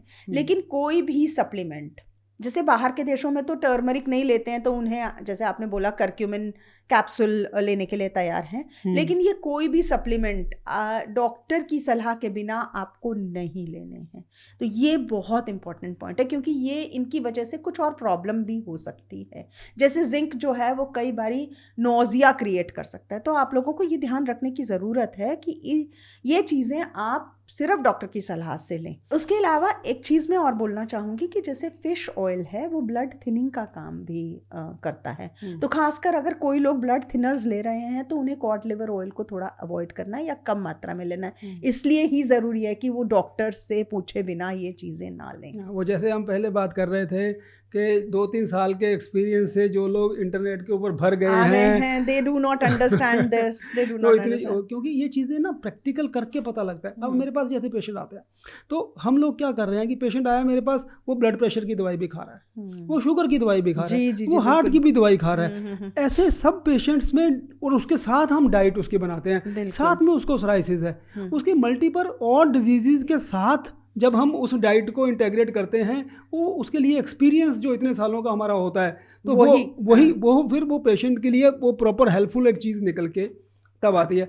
और सोराइसिस में क्या होता है, सोराइसिस में कहा जाता है कि जो कोमॉर्बिड कंडीशंस वर्ड यूज़ किया जाता है। कोमॉर्बिड कंडीशंस क्या होती है, सोराइसिस के पेशेंट में बाद में जैसे जैसे एज बढ़ती है तो हार्ट डिजीज़ आने का खतरा रहता है। तो ऐसी डाइट जो कोलेस्ट्रॉल बढ़ाने वाली डाइट्स हैं, अगर उनको शुरू में ही हम ध्यान रख लें, तो जैसे अगर 50 साल का पेशेंट अगर आपके पास आया सोराइसिस का, हमने उसका ट्रीटमेंट शुरू किया, अगर उसने अपनी डाइट के अंदर लिपिड लोअरिंग या कोलेस्ट्रॉल बढ़ाने वाली चीज़ें डाइट में कम नहीं करी, तो 60 साल तक पहुंचते पहुंचते उसके अंदर कार्डियक सिम्टम भी आ जाते हैं, क्योंकि सोराइसिस के अंदर कोमॉर्बिड कंडीशंस में कार्डियक कंडीशन लिखा ही हुआ है, बुक्स में मेंशन है कि ये पेशेंट प्रोन होते हैं। बिल्कुल। और सर, हम भी जब डाइट बनाते हैं तो हम सबसे पहले पेशेंट की हिस्ट्री लेते हैं कि कोई मेडिकल कंडीशन ऑलरेडी तो नहीं है उसकी, तो और जो कोमॉर्बिडिटीज़ ऑलरेडी स्टेटेड हैं, जो हमें पता है कि ये हो सकती हैं, तो वो भी हम ध्यान में रखते हैं। तो जब भी पेशेंट हमारे पास डाइट बनवाने के लिए आते हैं सोरियासिस के, तो हम पहले उनकी पूरी हिस्ट्री, उनकी फूड हैबिट्स, वो क्या क्या लेते हैं, क्या उनका डेली रूटीन है, और उनकी क्या फैमिली हिस्ट्री है, कोई फैमिली हिस्ट्री होने से भी वो जेनेटिकली ट्रांसफर डिजीज़ भी कई बारी होने के चांसेस रहते हैं, तभी उसी के बेसिस पे डाइट बनती है। और कोशिश ये रहती है कि हम जहाँ तक हो सके उन चीज़ों को अवॉइड करें जो इन प्रॉब्लम्स को ट्रिगर कर रहे हैं, जो कोमॉर्बिडिटीज़ को ट्रिगर कर सकते हैं। और दूसरी चीज़, फिर हम प्लानिंग करते हैं लोकल, जैसे मैंने बोला, सीजनल और इजी रेसिपीज़। हम बहुत डिफ़िकल्ट चीज़ें उनको नहीं बताते हैं, और ऐसा नहीं बताते हैं कि जो चीज़ घर में बन रही है उससे अलग आपका खाना बने। तो मतलब पेशेंट को ईज आउट करने की हमारी हमेशा कोशिश रहती है। और एक चीज़ सोराइसिस में पेशेंट्स में क्या होता है मैम, आप अपने एक्सपीरियंस से बताना मेरे को, कि जो सोराइसिस ट्रिगर होता है ना, वो मानसिक तनाव से और स्ट्रेसफुल कंडीशन से ट्रिगर होता है। क्या ऐसे कोई फूड या टी या कोई ऐसी चीज़ें होती हैं जो कामिंग नेचर में हो और वो सोराइसिस को उस एंगल से रिकवरी करें? बिल्कुल सर, देखिए, एक तो जो कामिंग नेचर में है उसमें ग्रीन टी का बहुत रोल है। उसके अलावा जो जैसे बनाना है, that is also considered, probiotic food is also considered Kameng. इसके अलावा स्ट्रेस को रिड्यूस करने के लिए हम बोलते हैं आप म्यूज़िक सुनिए, कोई जो आपकी पसंद की चीज़ है, जो आपका वोकेशन है उसे फॉलो करिए। और दूसरी चीज़ स्लीप हाइजीन को मेंटेन कीजिए, क्योंकि अगर आप टाइम पे सोते हैं, टाइम पे उठते हैं, 7-8 घंटे की आप अपनी स्लीप मैनेज करते हैं, तो कई तरह के ऐसे हार्मोन्स हमारी बॉडी में रिलीज़ होते हैं जो कि स्ट्रेस को कम करने में मदद करते हैं। तो इसलिए ज़रूरी है कि वो हार्मोन्स रिलीज़ हों बॉडी में और आपकी बॉडी के कॉर्टिसोल लेवल्स भी कम हों, जिसकी वजह से, ठीक है, उससे भी आपकी स्ट्रेस मैनेजमेंट होती है। मेडिटेशन, उसके बाद में एक थोड़ी मॉडरेट एक्सरसाइज भी बहुत ज़रूरी है सर, क्योंकि जैसे वॉक वगैरह हम बताते हैं उससे भी कई तरह के जो हार्मोन्स रिलीज़ होते हैं वो इस इन्फ्लेमेशन को कम करने में मदद करते हैं। लेकिन ये सारी चीज़ें हमें मैनेज करनी चाहिए साथ में डाइट के और साथ में दवाइयों के। ये नहीं कि आप सिर्फ ये कर रहे हैं, सिर्फ डाइट कर रहे हैं, वो नहीं। Lifestyle management, diet and medicine all go hand in hand, और एक दूसरे की मदद से ये जो है डिजीज़ को ठीक करने में मदद करते हैं। क्योंकि प्रैक्टिकली जो चीज़ें आपने बताई वो परफेक्ट हैं, ऐसे ही प्रैक्टिकल हेल्प मिलती है। और 20 मिनट्स मॉर्निंग प्राणायाम जैसे ही पेशेंट अपनी लाइफस्टाइल में इंटीग्रेट कर देता है, उसमें क्या करना है, लोम विलोम कपालभाति। जी जी सिंपल, आप 20 मिनट लोम विलोम कपालभाति कर लो। अब कई बार पेशेंट कहते हैं डॉक्टर साहब स्ट्रेस तो लाइफ में इतना है ना, उसको तो कम किया नहीं जा सकता। एग्रीड कि वो तो चीज़ें आपके ऑफिस का भी स्ट्रेस है, घर का भी स्ट्रेस है। हम कई बार पेशेंट को समझाते हैं लेकिन वो समझाना उतना प्रैक्टिकल नहीं होता। तो मैं आप सिंपल क्या कहता हूँ, देखिए लाइफ की स्ट्रेस तो कम होगी नहीं, 20 मिनट प्राणायाम के लिए तो आप अपना टाइम निकाल सकते हो डेफिनेटली। जैसे ही वो ब्रेन के अंदर जाता है, क्या होता है, अगर आप देखें बहुत सारी एक्सरसाइज ऐसी हैं जिसमें कि हम जब सांस को कंट्रोल करते हैं, हम साइंटिफिकली क्या कर रहे होते हैं, हम ब्रेन के अंदर जो ऑक्सीजन है उसको कम करते हैं। जैसे ही ब्रेन में ऑक्सीजन थोड़ी कम होती है, ब्रेन शांत होने लग जाता है। ब्रेन को जैसे ऑक्सीजन ज़्यादा मिलती है वो ज़्यादा तेज़ी से काम कर रहा होता है। जैसे ही हम प्राणायाम करते हैं, सांस का ध्यान रख रहे हैं, सांस का ध्यान रखते हैं, धीरे धीरे ब्रेन के अंदर ऑक्सीजन कम होती है, और ब्रेन के अंदर ऑक्सीजन कम होने से सारी बॉडी की इन्फ्लेमेशन ही कम होनी शुरू हो जाती है। तो ये पुराने आचार्यों ने, पतंजलि ने, ऐसे इतने सालों लगे उनको ये चीज़ें फाइंड करने में। और कई बार मैं क्या बोलता हूँ कि हम मॉडर्न साइंस की जब बात करते हैं तो सिर्फ 200 साल के एक्सपीरियंस के अंदर जो जो हमने सीखा, हमने वो बुक्स प्रेजेंट की हुई हैं। लेकिन आयुर्वेद में हमारे 4000 सालों में छोटी छोटी चीज़ें उन्होंने जो ऑब्जर्व करी और वो उन्होंने लिखी हुई हैं। और वो कितने हम लकी हैं अगर हम उन चीज़ों को समझें और अपने लाइफस्टाइल में उसको इंटीग्रेट भी करते हैं। सर आयुर्वेद का तो जो मेंशन है वो वेदों में भी किया गया है। और मैं कई बार अपने पेशेंट्स को 4-4-4 का रूल भी बोलती हूँ। उसमें मैं क्या बोलती हूँ कि अगर आप ऑफिस में और आप प्राणायाम नहीं कर पाते हैं तो आप 5 मिनट के लिए शांत अपनी सीट पे बैठ जाइए, 4 काउंट पे आप सांस लीजिए, 4 काउंट पे रोकिए और 4 काउंट पे रिलीज कर दीजिए। तो दैट इज ऑल्सो, उस टाइम क्या होता है, सारी चीज़ों से ध्यान हटके सांस पे चला जाता है। तो वो आप 5 मिनट भी कर लेंगे ना तो आपका स्ट्रेस जो है वो कम हो जाएगा। लोग ट्रैवल करते टाइम भी कर सकते हैं, जैसे मेट्रो में ट्रैवल कर रहे हैं, बस में ट्रैवल कर रहे हैं, they can easily do it. Even अपनी गाड़ी ड्राइव कर रहे हैं तो जब रेड सिग्नल पे रुके हुए हैं तो they can always practice this. तो वो स्ट्रेस लेवल ऑटोमेटिकली कम हो जाता है और इन्फ्लेमेशन बॉडी में कम होने के चांसेस रहते हैं। तो सर ये चीज़ें तो बहुत आसान है फॉलो करना। तो मैं अभी थोड़े दिन पहले अपनी माँ के पास बैठा हुआ तो उन्होंने मेरे को, देखो बुजुर्ग भी, हम डॉक्टर हैं, हाँ। तो उन्होंने मेरे को सिखाया कि हर घंटे के बाद मैं अपनी लाइफ में रेड लाइट की तरह 1 मिनट का ब्रेक लेती हूँ। जैसे कभी ट्रेन गाड़ी चल रही है, रेड लाइट आती है, वो रुकती है, 1 घंटे के बाद 1 मिनट का ब्रेक रेड लाइट का लेना। ऐसे ही अगर 12 मिनट तो 12-18 घंटे वो जागते तो 18 मिनट 1-1 मिनट का ब्रेक ले लिया तो हो गया हमारा 18-20 मिनट। आपको अलग चाहिए हमें, हाँ, आपको 20 मिनट सुबह भी नहीं लगाने, एक मिनट करके आपने 20 मिनट लगा लिए। बिल्कुल बिल्कुल। अगर हम अपने वर्किंग लाइफ में ये कर पाए तो it is very very important, बहुत ही फायदा हो जाएगा। मैम आज जो चर्चा हो रही है बहुत इंटरेस्टिंग आज टॉपिक हमने लिया कि कैसे आयुर्वेद को और कैसे लाइफस्टाइल को हम लोग मैनेज करके छोटी छोटी चीज़ों को कैसे सोराइसिस के पेशेंट में इन्फ्लामेशन को कम कर सकते हैं। और जो हम इनक्योरेबल डिजीज़ की जब बात करते हैं तो कई बार मैं क्या सोचता हूँ कि इतना रश होता है एलोपैथिक में, जब हमारे डॉक्टर्स के पास हम इतना वर्कलोड होता है, ये जो फाइनर पॉइंट ऑफ लाइफ हैं इनके बारे में चर्चा करना जो है वो बहुत मुश्किल है।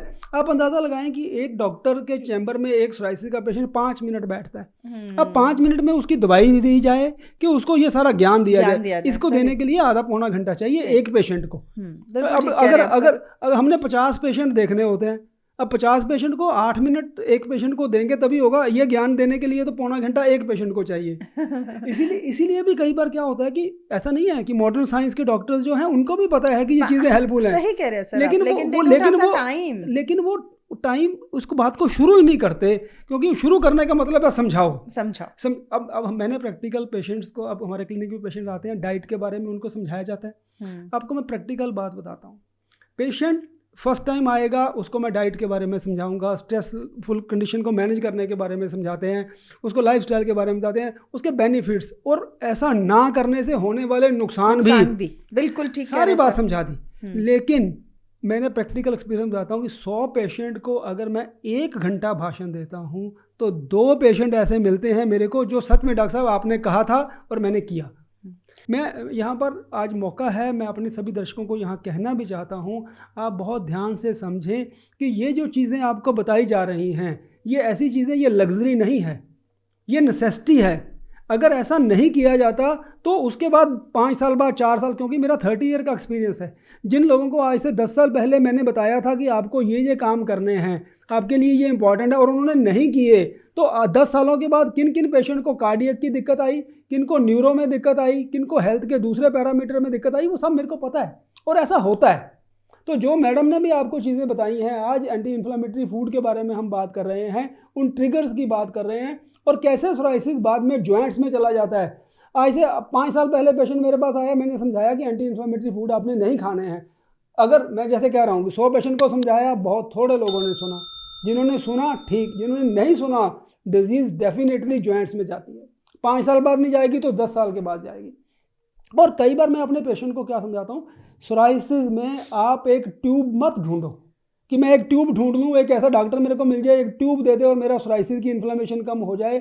आपको अपनी इन्फ्लेमेशन इंटरनली ठीक करना बहुत इंपॉर्टेंट है, क्योंकि बाद में ये लाइफ के अंदर जब इन्फ्लेमेशन पेनफुल कंडीशन में बदल जाती है तो मैम वो बहुत ही ऐसी स्थिति होती है कि जब वो पेशेंट काम करने में उनको दिक्कत आने लग जाती है। तो सर ये बहुत इम्पॉर्टेंट है उनको समझना कि लाइफस्टाइल चेंजेस, डाइट और मेडिसिन, इन तीनों में उन्हें चेंजेस करके ही राइट इफेक्ट मिल पाएगा। और कई पेशेंट्स का ये भी पूछना होता है सर कि डाइट, अगर मुझे दूध से एलर्जी नहीं है, डेयरी प्रोडक्ट से एलर्जी नहीं है, तो क्या मुझे उसे बंद करना है? नहीं, आप ले सकते हैं, बट आप उसको मैनेज्ड लेवल में लें, बहुत ज़्यादा क्वांटिटी में किसी भी चीज़ को आपको नहीं लेना है। ठीक है। अच्छा मैम ये बताएं, जैसे अभी विंटर शुरू हो रहे हैं और विंटर में सोराइसिस का ट्रिगर होता है, जी। और विंटर के हिसाब से और समर के हिसाब से डाइट पेशेंट को कौन कौन सी डाइट उसके लिए हेल्पफुल रहेगी, सीजन के हिसाब से ब्रीफ आप थोड़ा प्लीज बता दें। सर देखिए, न्यूट्रिएंट्स तो हमारे सेम ही हैं, लेकिन वही बात आ जाती है सीजन में वो क्या चीज़ अवेलेबल है। जैसे विटामिन सी जो है वो सर्दियों में हमें ऑरेंजेस में और स्वीट लाइम में मिल जाएगा, गर्मियों में हमें वाटरमेलन और क्यूकम्बर में मिल जाएगा। हाइड्रेशन उन्हें वैसे ही रखनी है, नींबू पानी लेना बहुत ज़रूरी है। विटामिन डी के लिए अगर सनराइज़ के टाइम पे 7-8 बजे के टाइम पे अगर वो बाहर जा सकते हैं, अपनी स्किन को हाइड्रेटेड रख सकते हैं, उसके अलावा मॉइस्ट रख सकते हैं, वो बहुत इंपॉर्टेंट है। ग्रीन लीफी वेजिटेबल्स इंक्लूड कर सकते हैं। सर्दियों में तो बहुत अच्छी क्वांटिटी में, बहुत अच्छी तरीके की, बहुत वैरायटी की ग्रीन लीफी वेजिटेबल्स अवेलेबल होती हैं। और मेन चीज़ क्या होती है, आप अपनी प्लेट में देखिए कितने कलर हैं। अगर प्लेट में कलरफुल है आपकी प्लेट, तो आप you are taking maximum amount of nutrients. तो ये एक इम्पॉर्टेंट चीज़ है। हम लोगों का बहुत सारा ध्यान ना आजकल प्रोटीन के ऊपर है, लेकिन प्रोटीन से ज़्यादा इम्पॉर्टेंट है वो सीजनल फ्रूट्स एंड वेजिटेबल्स। तो हमारा अगर 50 to 60% प्लेट कलरफुल है और वो सारी चीज़ें हैं, तो 1 पोर्शन प्रोटीन आपके लिए सफिशिएंट है। तो जो जैसे हमने, हाँ आप और कंटिन्यू करें। तो ये चीज़ें जो हैं वो बस ध्यान रखने की हैं कि हमें ये फॉलो करना है। बिल्कुल ठीक है। जो आपने न्यूट्रिशन की बात बताई और ग्रीन वेजिटेबल्स की बात बताई, तो उसमें जब क्योंकि सोराइसिस क्या होता है कि मैंने मैडम क्या देखा कि बॉडी जो है हमारी एक ब्लिसफुल केमिस्ट्री है हार्मोन्स की और एंजाइम्स की। बिल्कुल बिल्कुल सर, और बिल्कुल। वो जब इतने डेलिकेट जो चीज़ें हैं, वो अगर फूड के साथ हम कुछ गलत करते हैं और कुछ ऐसा फूड खाते हैं जो प्रोसेस्ड फूड है, जो बॉडी, मैं कई बार क्या नोट करता हूँ कि हम लोग इतने इंटेलिजेंट हैं कि अगर आज मैं आपको कहूँ कि आपका मोटरसाइकिल है, अगर आपके पास, ये पेट्रोल पंप जो है यहाँ पर जो पेट्रोल मिलता है ये अच्छी क्वालिटी का नहीं है, और यहाँ पर आपको पेट्रोल अच्छी क्वालिटी का मिलता है, आप इतने इंटेलिजेंट हैं कि आप अपने मोटरसाइकिल के अंदर जो पेट्रोल डलवाएंगे ना, वो ऐसी पेट्रोल पंप से डलवाएंगे जिसमें पेट्रोल प्योर मिलता है, जहाँ डुप्लीकेट पेट्रोल मिलता है वो नहीं डलवाएंगे। लेकिन पेट के अंदर को हम प्रोसेस्ड फूड्स दे रहे हैं, पेट के अंदर जो हम डालेंगे वो ऐसा गंदा फूड भी डाल देंगे। सही है, सही। अब सोचो कि 50,000 का मोटरसाइकिल हमें अपनी बॉडी, करोड़ों रुपए की बॉडी से ज्यादा प्रेम हो गया, तो सोच के देखो कि हम कहाँ जा रहे हैं। छोटी सी जुबान है 3 इंच की, हाँ, वो हम 5 फुट का 6 फुट का जो हमारी बॉडी है हाँ, उसको वो रेगुलेट कर रही है। तो हमें वो चीज़ ध्यान रखने की ज़रूरत है, जब भी हम कुछ खा रहे हैं हाँ, तो सिर्फ जीभ का नहीं, पूरी बॉडी का, गट का ध्यान रखें कि हाँ। उससे कुछ प्रॉब्लम तो नहीं हो रही। भाग दौड़ भरी जिंदगी में प्रैक्टिकली कैसे हम अपनाएं इस डाइटरी चेंजेस को। मैडम के साथ जो डिस्कशन हो रही है, बहुत इंपॉर्टेंट पॉइंट्स उसमें निकल के आ रहे हैं, लेकिन लाइफ बहुत बिजी है, आप लोग अपने ऑफिस में भी बिजी हैं, सुबह 9 बजे गए 5 बजे वापस आ रहे हैं। मैडम से आज हम ये भी पूछेंगे कि कैसे हम अपने प्रैक्टिकली डाइट में ऐसे स्टेप्स बनाएं, छोटे छोटे टारगेट्स अचीव कैसे किए जा सकते हैं, उसके बारे में मैडम से आज बात करेंगे। मैडम बताएं कैसे छोटे छोटे चीज़ें बताएं, कैसे प्रैक्टिकल करें लोग। सर, सबसे पहले समझने की ज़रूरत ये है कि सोरियासिस मैनेजमेंट जो है वो एक स्लो प्रोसेस है, it is a marathon, it is not a sprint की चुटकी में करके कुछ हो गया, भाई आपने दवाई खाई, आपकी शुगर नीचे आ गई, अब आप चलो, ऐसा नहीं है। इट विल टेक टाइम, ये समझना बहुत ज़रूरी है। तो सबसे पहला पॉइंट जो है, अपनी जर्नी को समझना, सोरियासिस की जर्नी को समझना बहुत इम्पॉर्टेंट है। आपको समय लग सकता है सारी चीज़ें इफेक्ट में आने में। हम small changes we will make in your diet which will show effect in due course of time. अब आपको लगेगा कि अरे कल तो मैंने चेंज किया था लेकिन अभी मेरे को कोई फ़र्क नज़र नहीं आया, इतनी जल्दी फ़र्क नहीं आएगा। आप 3-4 वीक आपको देने पड़ेंगे कोई भी चेंज जो हम डाइट में आपके करते हैं। पहली चीज़ ये है। दूसरी चीज़ है, आप अपना एक जर्नल मेंटेन करिए कि क्या चीज़ें आप ले रहे हैं और उसके बाद में आपको क्या प्रॉब्लम आ रही है या क्या चीज़ लेने से आपको बेटर लग रहा है। तो वो journaling is very important hair.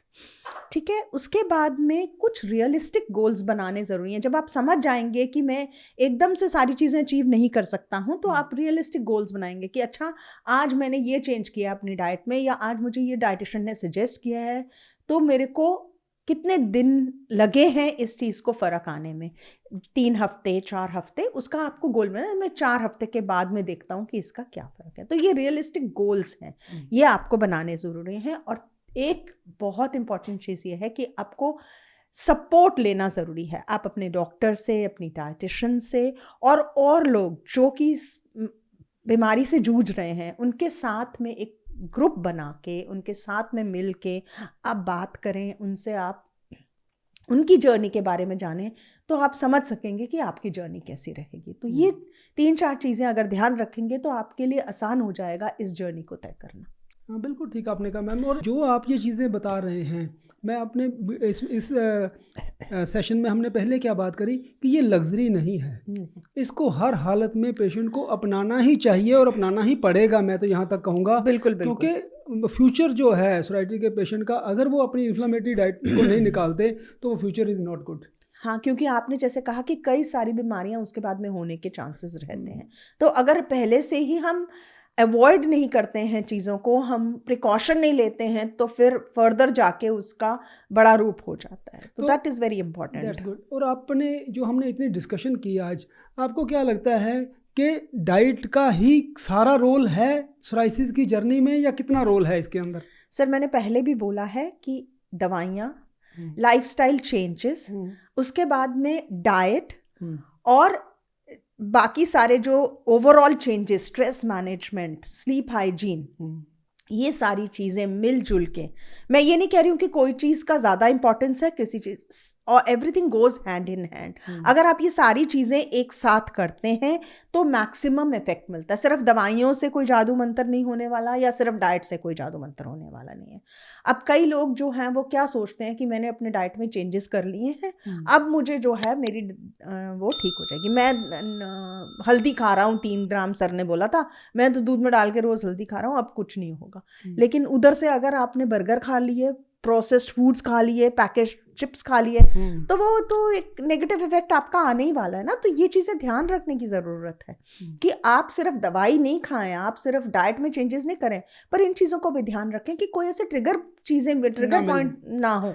क्योंकि वो इसलिए भी ज़रूरी है क्योंकि आप समझें कि सोराइसिस में क्या हो रहा है कि हम एक इनक्योरेबल डिजीज़ से फाइट करने की बात कर रहे हैं। सर। और इनक्योरेबल डिजीज़ अगर है तो अगर हमने ब्लड को प्योरीफाई कर दिया विद हर्ब्स, हाँ जी, तो अब हमने क्या किया, आपकी बॉडी के अंदर जितनी भी इन्फ्लामेशन थी उसको वो हर्ब्स के साथ हमने उसको क्लियर कर दिया। लेकिन अब अगर आप उसके ट्रिगर्स को ऑफ नहीं करोगे और आप दोबारा से वही टॉक्सिन्स ले रहे हो, अल्कोहल कंज्यूम कर रहे हो, या आप प्रोसेस्ड फूड्स कंज्यूम कर रहे हो, रेड मीट्स कंज्यूम कर रहे हो, तो वो फिर वापस भर जाएगा टॉक्सिन्स। पेशेंट्स आते हैं, डॉक्टर साहब ऐसा हो गया, मैंने 22 डॉक्टर बदल लिए, मैंने 40 डॉक्टर बदल लिए, लेकिन जो समझने वाली बात थी वो थी ट्रिगर को ऑफ करना। वो तो एक बार भी आपने नहीं समझा आज तक कि वो ट्रिगर को भी तो ऑफ करना था मेरे को, और वो ट्रिगर्स ऑन है।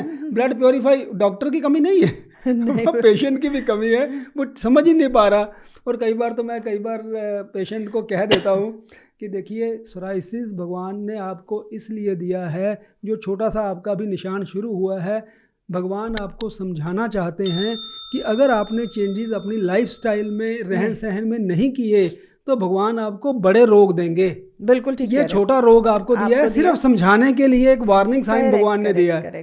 तो यहीं पर ही जो मैडम ने डाइटरी चेंजेस बताए हैं, लाइफस्टाइल चेंजेस बताए हैं, क्योंकि देखिए इनकी बात मानना क्यों ज़रूरी है कि इन्होंने सीवियर केसेस के ऊपर, जो एडमिट केसेस थे हॉस्पिटल्स में, गंगाराम हॉस्पिटल से लेकर BL कपूर हॉस्पिटल, बड़े बड़े हॉस्पिटल में इनकी 30 सालों का एक्सपीरियंस है एडमिट सोराइसिस के सीवियर केसेस को ठीक करने का।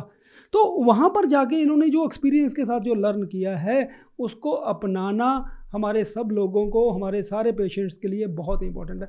मैम, एक जैसे हम बात कर रहे हैं कि आपने जैसे बताया कि सारी चीज़ें इकट्ठी ही ज़रूरत हैं, तो क्या प्लांट बेस्ड डाइट और अगर नॉन वेज डाइट के बारे में बोलें तो क्या आपको लगता है कि प्लांट बेस्ड डाइट ज़्यादा बेटर रहती है सोराइसिस के लिए, या क्या है? सर बिल्कुल, प्लांट बेस्ड डाइट ज़्यादा बेटर रहती है, क्योंकि उसके अंदर एंटी इन्फ्लेमेटरी प्रोडक्ट्स रहते हैं, एंटीऑक्सीडेंट्स रहते हैं, जो कि इन्फ्लेमेशन को कम करने में मदद करते हैं। उसमें ज़्यादा फाइबर रहता है। और ये जो सोरियासिस की कंडीशन है, उसमें हमारे इम्यून सिस्टम को बूस्ट करना, गट हेल्थ का ख्याल रखना और इन्फ्लेमेशन को कम करने के लिए ये सारी चीज़ों को ध्यान रखने की ज़रूरत होती है। तो ये जो चीज़ें हमें प्लांट बेस्ड फूड्स में मिलती हैं, वो हमें एनिमल बेस्ड फूड्स में या नॉन वेजिटेरियन फूड्स में नहीं मिलती। और टाइप ऑफ प्रोटीन जो कि हमें एनिमल बेस्ड फूड्स में मिलता है, that is also a trigger factor. तो हमें खासकर रेड मीट्स का तो बहुत ध्यान रखना है। आप सी फिश जो भी लेते हैं वो ले सकते हैं, because that is a different kind of protein compared to जो रेड मीट्स हैं। तो ध्यान रखना है कि हम ज़्यादा से ज़्यादा क्वांटिटी में एंटीऑक्सीडेंट्स लें, जो कि एंटी इन्फ्लेमेटरी रहते हैं और हाई फाइबर हो डाइट में। तो सर, ये काफ़ी सारा हमने डाइट के बारे में पूछा, लेकिन मैं आपसे जानना चाहूँगी कि ये जो सारी बीमारियां हैं, स्पेशली सोरियासिस, ये क्यों होती हैं? देखिए, क्या हो रहा है कि जैसे सबको पता है कि सोराइसिस जो है एक लाइफस्टाइल डिजीज़ है, और जब हम लाइफस्टाइल की बात करते हैं तो लाइफस्टाइल में एक छोटी सी चीज़ ऐसी है कि जो आयुर्वेद के ग्रंथों में इतने इम्पोर्टेंस उसकी बताई गई, लेकिन हम अब मॉडर्न साइंस में उसको धीरे धीरे भूलते जा रहे हैं। क्या होता है कि आप नोट करें कि हमारे जो पूर्वज थे वो सूरज के ढलने के हिसाब से अपने भोजन को करा करते थे। जी, बिल्कुल ठीक कह रहे हैं। तो जैसे हम डाइट के बारे में इतना डिटेल में बात कर रहे हैं, लेकिन इसके साथ साथ क्या चीज़ें जुड़ी हुई हैं। शाम को अब हमारे पूर्वजों के पास क्या होता था कि दिन के समय में वो भोजन करके 6:30-7 बजे सूरज ढलने के बाद वो सो जाते थे, क्योंकि उस समय लाइट नहीं थी। बिल्कुल और ठीक सर अगर कह आप हमारी बॉडी की रचना को समझें, साइंस को समझें, तो क्या होता है, जैसे हमारी आईज हैं, तो हमारे ब्रेन के अंदर सोने के लिए एक हार्मोन होता है जिसको हम मेलाटोनिन हार्मोन बोलते हैं। मेलाटोनिन, बिल्कुल तो ठीक सर। मेलाटोनिन जैसे ही सनसेट होता है तो बॉडी के अंदर मेलाटोनिन बनता है, वो बॉडी को सोने को कह रहा होता है। तो हार्मोन हमारी बॉडी में मेलाटोनिन तो रेस्ट करने के लिए बन गया, और हमने तब तक अपना भोजन 9:30 बजे रात को किया। बॉडी इंटरनली हमारी बॉडी को सुला रही है, लेकिन क्योंकि हम 9:30 बजे खाना खा रहे हैं। तो जब मैं कई बार क्या बोलता हूँ, एक ब्लिसफुल केमिस्ट्री भगवान ने हमारी बॉडी के अंदर बनाई है हार्मोन्स और एंजाइम्स की। जैसे ही हम उसको छेड़खानी करेंगे तो हम रोगों की उत्पत्ति का कारण ढूंढेंगे। और फिर हम पेशेंट आके बोलते हैं सर सोराइसिस का कारण नहीं पता किसी को, बुक्स में भी नहीं लिखा, मॉडर्न साइंस में भी नहीं लिखा हुआ, लेकिन आयुर्वेद में तो लिखा हुआ है कि भी जब आप अपनी बॉडी के साथ छेड़खानी करेंगे। अब हम क्या कर रहे हैं कि आइज़ हमारी क्या है, आइज़ के अंदर 6:30 बजे अगर लाइट बंद हो जाए तो मेलाटोनिन सिक्रीट होता है। हम 9:30 बजे मोबाइल देख रहे हैं और बॉडी को पता ही नहीं लग रहा कि दिन है कि रात है, क्योंकि उसके अंदर लाइट जा रही है। सही कह रहे सर, बिल्कुल। तो वो मेलाटोनिन सिक्रीट ही नहीं करता वो बॉडी। तो वो इस वजह से जब बॉडी की सारा स्ट्रक्चर हिलता है तो धीरे ना धीरे, और ये चीज़ लंबा टाइम करने से, ऐसा नहीं है कि आपने 15 दिन कर लिया या महीना कर लिया आपकी बॉडी के ऊपर रोगों की उत्पत्ति होगी, नहीं होगी। और फिर क्या हो रहा है कि जैसे अभी इतने पेशेंट आते हैं, डॉक्टर साहब सोराइसिस हो गया, हम हिस्ट्री लेते हैं कि तुम काम क्या करते हो। सर कॉल सेंटर में काम किया। हाँ जी सर, बिल्कुल ठीक कह रहे हैं सर, बहुत सारे बीमारियां कॉल सेंटर। 15 दिन डे किया, 15 दिन नाइट किया। बॉडी का सारा सिस्टम जो है, स्लीप पैटर्न जो है, उसके अंदर जो बॉडी के ऊपर स्ट्रेस पड़ा, उसने डिजीजेस को ट्रिगर करना शुरू कर दिया। सबसे पहले तो पेट से ही शुरू हो जाता है, पेट गड़बड़ा जाता है, because they are not following any routine. जब उनका सिस्टम हाइजीन ही नहीं है, स्लीप हाइजीन नहीं है, उसके बाद गट हाइजीन नहीं है, तो वो सिस्टम तो पूरा ही गड़बड़ हो गया। पर सर मैंने ये भी सुना है आयुर्वेद में ये कहते हैं कि कई दोषों से ये बीमारियां उत्पन्न होती हैं, तो इसका क्या टेक है आपका? देखिए क्या हो रहा है, इतना खूबसूरती से आयुर्वेद में डिजीजेस को और डिजीजेस की उत्पत्ति को वर्णन किया उन लोगों ने। उन्होंने क्या बोला, शास्त्रों में लिखा है काम, क्रोध, मोह, लोभ, अहंकार, ये 5 प्रकार के दोष हैं जो आपकी बॉडी के अंदर जब जो एक बैलेंस में रहना चाहिए। काम मतलब कामनाएं, कि आपको किसी चीज़ के पीछे दौड़ना है, प्राप्त करना है। तो डिज़ायर्स जो आपकी हैं अगर वो बहुत अग्रेसिव हो रही हैं तो इसका मतलब आपके हार्मोन्स जो हैं वो बिगड़ेंगे उसको प्राप्त करने के लिए। और क्रोध, काम, क्रोध बढ़ेगा, मोह बढ़ जाएगा, लोभ, अहंकार। 5 व्याधियां जैसे ही शरीर में बढ़ती हैं वो शरीर की केमिस्ट्री खराब करती हैं। क्योंकि होता क्या है, adrenaline and cortisol, there are 2 hormones. तो दोनों हार्मोन्स जो हैं, जैसे ही बॉडी में स्ट्रेस आता है तो एड्रेनलिन और कॉर्टिसोल वो बॉडी में बढ़ जाएगा। अब कामनाएं बढ़ेंगी, उधर से कॉर्टिसोल बढ़ेगा। तो बॉडी के अंदर जैसे ही हमारी जो संरचना बनी हुई है, ये एक नॉर्मल वैल्यूज़ जब इसकी रहती हैं ब्लड के अंदर, सारे हार्मोन्स की वैल्यूज़ जब, तो वो डिजीज़ पैदा नहीं होती। जैसे ही हमारी वैल्यूज़ ऊपर नीचे होती हैं और वो काफ़ी लंबा टाइम होती रहती हैं, तो वो चीज़ें इस तरह के लक्षण आ जाते हैं। और आपने देखा होगा कि हमारे शास्त्रों में क्या लिखा हुआ है कि उन्होंने जीवन को 4 वर्ण में बांटा। बालचार्य में उन्होंने बोला कि उसका ब्रह्मचार्य होगा, ब्रह्मचार्य पढ़ाई करेगा, है ना। उसके बाद युवावस्था उसकी आएगी, गृहस्थ जीवन, गृहस्थ जीवन। उसके बाद वानप्रस्थ उन्होंने बोला। अब 50 साल का पेशेंट आता है, 55 की एज है, डॉक्टर साहब सोराइसिस हो गया, स्किन हो गया। क्यों हो गया? क्योंकि शास्त्र में लिखा था 50 साल के बाद तेरे को वानप्रस्थ जीवन। वानप्रस्थ जीवन क्या होता है? गृहस्थी में रहते हुए गृहस्थी को त्याग करना। बिल्कुल ठीक कह रहे हैं। हम लोग पीछे पंजाब से हैं मैम, हमारे एक इतनी इंटरेस्टिंग बात हमारे बड़े बुजुर्ग कहा करते थे कि 50 साल के बाद अगर घर के अंदर, उन दिनों में घी जो होता था सबसे कॉस्टली चीज़ होती थी। जी आज तो भी कॉस्टली है। हाँ, आज भी कॉस्टली है। तो तब कहते थे कि अगर घी का पीपा भी बह जाए तो 50 साल की अगर तुम्हारी उम्र है और बहू से अगर पीपा भी बह गया तो तुमने बोलना नहीं है, क्रोध नहीं करना है। और जैसे ही, लेकिन अब क्या है कि हम 50 साल की बात जो है ज़्यादा ये तो हम वानप्रस्थ में जाते ही नहीं है, नहीं जाते, हम वानप्रस्थ में जा ही नहीं रहे। हम सारी दुनिया की चीज़ों के साथ, अपने बच्चों के साथ मोह माया रखना, और वो सारी चीज़ें, जब आप अपना जीवन शास्त्र के हिसाब से नहीं जिएंगे और फिर आप कहेंगे कि रोगों की उत्पत्ति क्यों होती है, वो लिखा तो हुआ ही है कि क्यों होती है। तो सर इसका मतलब ये है कि आयुर्वेद जो है वो धर्म के साथ भी जुड़ा हुआ है। हाँ। उसका सारा मतलब कॉन्फ़िगरेशन वैसा ही है कि धर्म के हिसाब से चलना ज़रूरी है। वो धर्म के हिसाब से हमने, जब आयुर्वेद को धर्म के साथ हमने क्यों जोड़ा, उसका भी एक कारण था। देखिए, जो आदमी धार्मिक होता है वो उसकी होप जो होती है वो चाहे भगवान से आती है चाहे उसके अंदर से आती है, उसको विश्वास होता है कि मैं अपने रोग को ठीक कर दूंगा। फेथ लेके आता है। और बॉडी के अंदर सेल्फ हीलिंग की एक प्रक्रिया होती है। और सेल्फ हीलिंग की प्रक्रिया किसकी होती है? जिसको होप होती है। अगर एक ठीक आदमी भी अपना सोच छोड़ दे कि मैं ठीक ही नहीं हो सकता, वो ठीक हो ही नहीं सकता। ठीक कह रहे सर, बिल्कुल ठीक कह रहे हैं। और धर्म जो है, धर्म अगर आपको विश्वास है, अपने भगवान पे आपको विश्वास है कि नहीं मैं ठीक हूँगा, तो वो विश्वास आपकी बॉडी के अंदर साइंटिफिकली सेल्फ ही ऐसी प्रोसेसेस है। एक कार्डियोलॉजिस्ट थे, हार्ट के बहुत बड़े doctor, 30 surgeries per day heart की वो करा करते थे। और ब्रेन के अंदर ट्यूमर हो गया उनके। अरे ब्रेन के अंदर ट्यूमर हुआ, उन्होंने पहले वो ट्यूबरक्लोर निकला, ट्यूबरक्लोर उनका ट्रीटमेंट हो गया, ट्यूबरक्लोसिस था, जेन्युइन था, ठीक था। उसके बाद एक बिनाइन ट्यूमर और पैदा हो गया जिसका कोई कारण नहीं था। अच्छा। लेकिन वो दबाव डाल रहा था ऊपर ब्रेन के अंदर, उनको दर्द भी था, सिम्टम्स भी आ रहे थे। सिर्फ उन्होंने एक ही बात करी, उन्होंने अपने अंदर होप और कहा भगवान को कि मेरे अंदर जो मेरी बॉडी है, ये उन्होंने उसकी एनर्जीज को डायरेक्ट किया उस ट्यूमर के ऊपर। लगातार उन्होंने रोज सुबह उठ के आंखें बंद करके प्रार्थना शुरू करी कि मेरी बॉडी मेरे उस ट्यूमर को हील कर दे, मेरी बॉडी उस ट्यूमर को हील कर दे। लगातार जब हम उस प्रक्रिया को इस एंगल से सोचते हैं तो उसकी बॉडी के अंदर इतना, और जब उनके स्कैन्स हुए तो स्कैन्स 6 महीने के अंदर स्कैन्स क्लियर हो गए।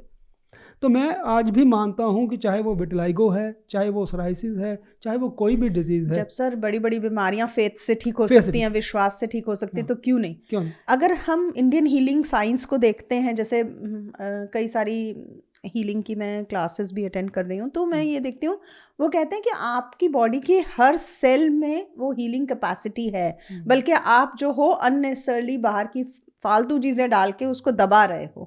तो आप उसी को उजागर करो, हैव फेथ इन गॉड, अपने आप को नेचर से जोड़ो। तो ये सारी चीजें कितनी इंपॉर्टेंट हैं इसके लिए। और जैसे मैंने धर्म के बारे में आपको बताया, तो धर्म के साथ जब हम इसको जोड़ते हैं तो आप अंदाज़ा लगाएं, हम अब अपने पुराने साइंस को, अपने पुराने आयुर्वेद को, अपने रीति रिवाज को कई बार रूढ़िवादी भी कह देते हैं। और मेरे को बड़ा दुख होता है जब जो लोग व्रत रखते हैं ना, हम उनको बोलते हैं कि ये पुराने विचारों के लोग हैं।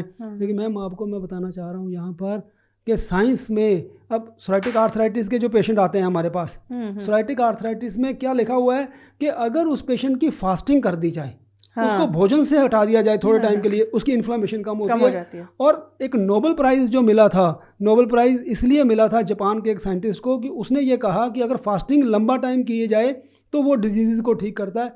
और आयुर्वेद में पता क्या लिखा है?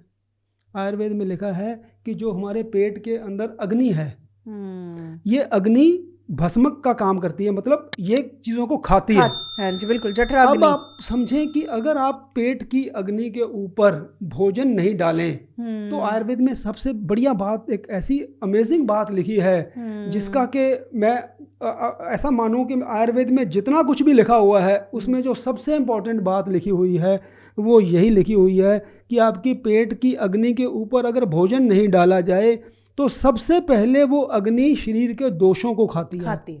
ठीक कह रहे। शरीर के दोषों का मतलब सारी डिजीजेज। मान लो आपका, अब आप अंदाजा लगाओ कि आपका कोलेस्ट्रॉल लेवल ज़्यादा बढ़ा है, फैट बढ़ा हुआ है बॉडी में, तो वो तो पेट की अग्नि सबसे पहले फैट को खाएगी, कंज्यूम करेगी। बिल्कुल ठीक, वो मसल नहीं खाएगी, वो पहले फैट खाएगी। बिल्कुल ठीक। तो कितनी अच्छी बात लिखी है। और हमने क्या किया, हम अब आप सोचें कि आप एज ए डाइटिशियन आपने भी एक्सपीरियंस किया होगा कि हम पेशेंट को कैलोरिक वैल्यू के हिसाब से डाइट चार्ट बना के देते हैं। जी। क्या भी आपने 1100 कैलोरी खानी है जी, आपकी डिजीज़ के हिसाब से आपको 1800 कैलोरी खानी है।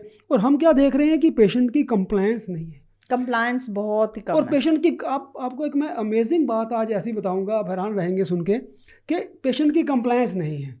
आयुर्वेद में जब हमारे जो ग्रंथ 4000 सालों के हमने स्टडी किया तो हमने भी वहाँ भी यही नोट किया होगा, उन वैद्यों ने, उन डॉक्टर्स ने, कि ये लोग जो हैं जैसे ही हम डाइट चार्ट बना के देते हैं ये डाइट चार्ट मानते नहीं हैं। जी। अब कोलेस्ट्रॉल उसका ज़्यादा आ रहा है, उसको हार्ट डिजीज़ होने के चांस हैं। लेवल कोलेस्ट्रॉल का ज़्यादा है, फैट लिवर में बढ़ी हुई है, हार्ट में भी फैट जमा हुआ है।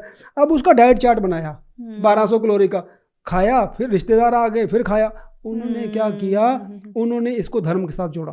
उन्होंने सिंपल रखा, भाई तेरे को ये डिजीज है, क्या तू संतोषी माँ के 21 व्रत रख सकता है? हाँ जी, संतोषी माँ के 21 व्रत रख लूंगा भाई, उसमें सिर्फ फल खाने हैं। हाँ, वो क्या करता है, तो बहुत ही अच्छी बात आपने बताई कि 21 व्रत हम उसके जो हमारे वैद्य थे वो हार्ट पेशेंट के 21 व्रत रखवाते थे संतोषी माँ के, और उनको बोलते थे कि तूने फल खाने हैं। अब उसने 21 व्रत जिस बंदे ने रख लिए उसका कोलेस्ट्रॉल लेवल भी नीचे आ जाएगा। फल खा लिए, सारे हो गए, फाइबर इतना आ गया, और आपने नोट किया संतोषी माँ के जो व्रत होते हैं उसके अंदर भोजन अलग है, उसमें खट्टा नहीं खा सकते। आप सोच के देखो, ऐसा कौन सा भगवान है जो कहता खट्टा नहीं खा सकता? सिर्फ वो साइंस थी, वो डॉक्टर जो थे उस वक्त। नहीं सर, मैंने देखा है हिंदुस्तान की बहुत सारी चीजों में जो साइंटिफिक बैकग्राउंड है, हमने उसको धर्म के साथ लोग मानते नहीं है ना। हाँ, नहीं, आज भी मैम आपको हैरानी होगी, मेरे पास सफ़ेद दाग के पेशेंट आते हैं या स्किन डिजीज़ के पेशेंट आते हैं। अगर मैं पेशेंट को बोलूँ ना, देखिए ऐसा है आपको ऑयल लगा के धूप लगानी है, सर 9 बजे तो दफ्तर चला जाता हूँ। हाँ, शाम को लेट हो जाता है, लंच में टाइम नहीं होता, धूप नहीं लगा सकते। अब आप आज के इंसान की सोच बताता हूँ आपको। मेरे पास पेशेंट आए, ठीक है, सूर्य भगवान का सन का एक हमारा मंत्र है। हाँ जी, हाँ जी, 1 मिनट में एक मंत्र पूरा होता है। अगर पेशेंट मेरे पास आए, अगर मैं उसको बोलूं कि भाई तू एक शर्त पे ठीक हो सकता है, देख इनक्योरेबल डिजीज है, तो तेल तेरे को दे दूंगा, छत पे ले जाके तो 10 बार मंत्र पढ़ लियो। डॉक्टर साहब मंत्र पढ़ दूंगा। आज भी हम लोग मंत्र पढ़ सकते हैं, 10 मिनट धूप नहीं लगवा सकते। इसीलिए हम जो आपने बात कही कि कैसे धर्म के साथ हमने उसको जोड़ा और कैसे होप बढ़ जाती है। बिल्कुल, जैसे आप धार्मिक होते हो, आपकी होप बढ़ जाती है। होप बढ़ने से आपकी सेल्फ हीलिंग बढ़ जाती है। सर ये तो आपने बहुत ही बढ़िया चीज बताई, मतलब अमेजिंग है ये तो, रियली अमेजिंग। तो ये आयुर्वेद की चीजें ऐसी हैं, तो तभी अब हम इनक्योरेबल डिजीज को कहते हैं कि हम आयुर्वेद से ठीक होती है। आयुर्वेद से वो इसीलिए ठीक होती है बिकॉज दैट इज फेथ। लोग कहते हैं ना, इस मंदिर में गया तो मेरी बीमारी ठीक होगी, लेकिन वो तेरा फेथ था, दैट वाज योर होप। और होप के साथ ही बॉडी साइंटिफिकली सेल्फ हील करती है। वो डिजीज को ठीक कर रहा होता है। होप उसको बढ़ाती है, उसको पॉजिटिविटी देती है, लेकिन उसको ठीक किसने किया कि बॉडी की सेल्फ हीलिंग कैपेसिटी। सही कह रहे हो। अब देखो, आपने सोचा होगा कि जो छिपकली होती है उसकी पूंछ कट जाए, सेल्फ हीलिंग पूंछ नहीं ग्रो कर लेती है वो अपनी। सर हमारे लिवर में भी तो ये क्वालिटी है कि 5% रह जाए तब भी वो रीग्रो कर जाता है। तो वही तो सबसे बड़ा ऑर्गन है, सबसे बड़ा ग्लैंड है हमारी बॉडी का। अगर वो रीग्रो कर सकता है तो कौन सा सेल ऐसा नहीं है जो रीग्रो ना कर सके। और कैसे होप से और हम अपनी सेल्फ हीलिंग से उन चीज़ों को ठीक कर लेते हैं। बट सर एक चीज़ और है, जैसे इतना स्ट्रेस है आजकल, तो कई, जैसे आपने कॉर्टिसोल, एड्रेनलिन की बात की, तो ये स्ट्रेस हार्मोन्स भी जो है उनका भी बहुत फ़र्क पड़ता है क्या बॉडी के, ये सोरियासिस पे या किसी और बीमारी पे? देखिए, मैं कई बार क्या कहता हूँ, दुखी तो तुम पहले ही थे, बीमारी ने तुम्हारा सिर्फ दुख बढ़ाया है। जी जी जी जी। तो दुखी तो, और सबसे बड़ा दिक्कत पता क्या मैम, पेशेंट को लगता है कि वही दुखी है। मेरे पास देखिए रोज 50-60 पेशेंट को मैं मिलता हूँ, उनके दुख सुनता हूँ। मेरे पास पेशेंट आके क्या बोलते हैं, सर बहुत दुखी हूँ। मैंने कहा अच्छा क्या दुख है? बच्चे दुखी करके रखा हुआ है, माँ बाप की समस्या है, पति सुनता नहीं है, और दोनों बच्चे, सर एक की शादी नहीं हो रही और एक पढ़ाई में अच्छा नहीं है, ये दुख है।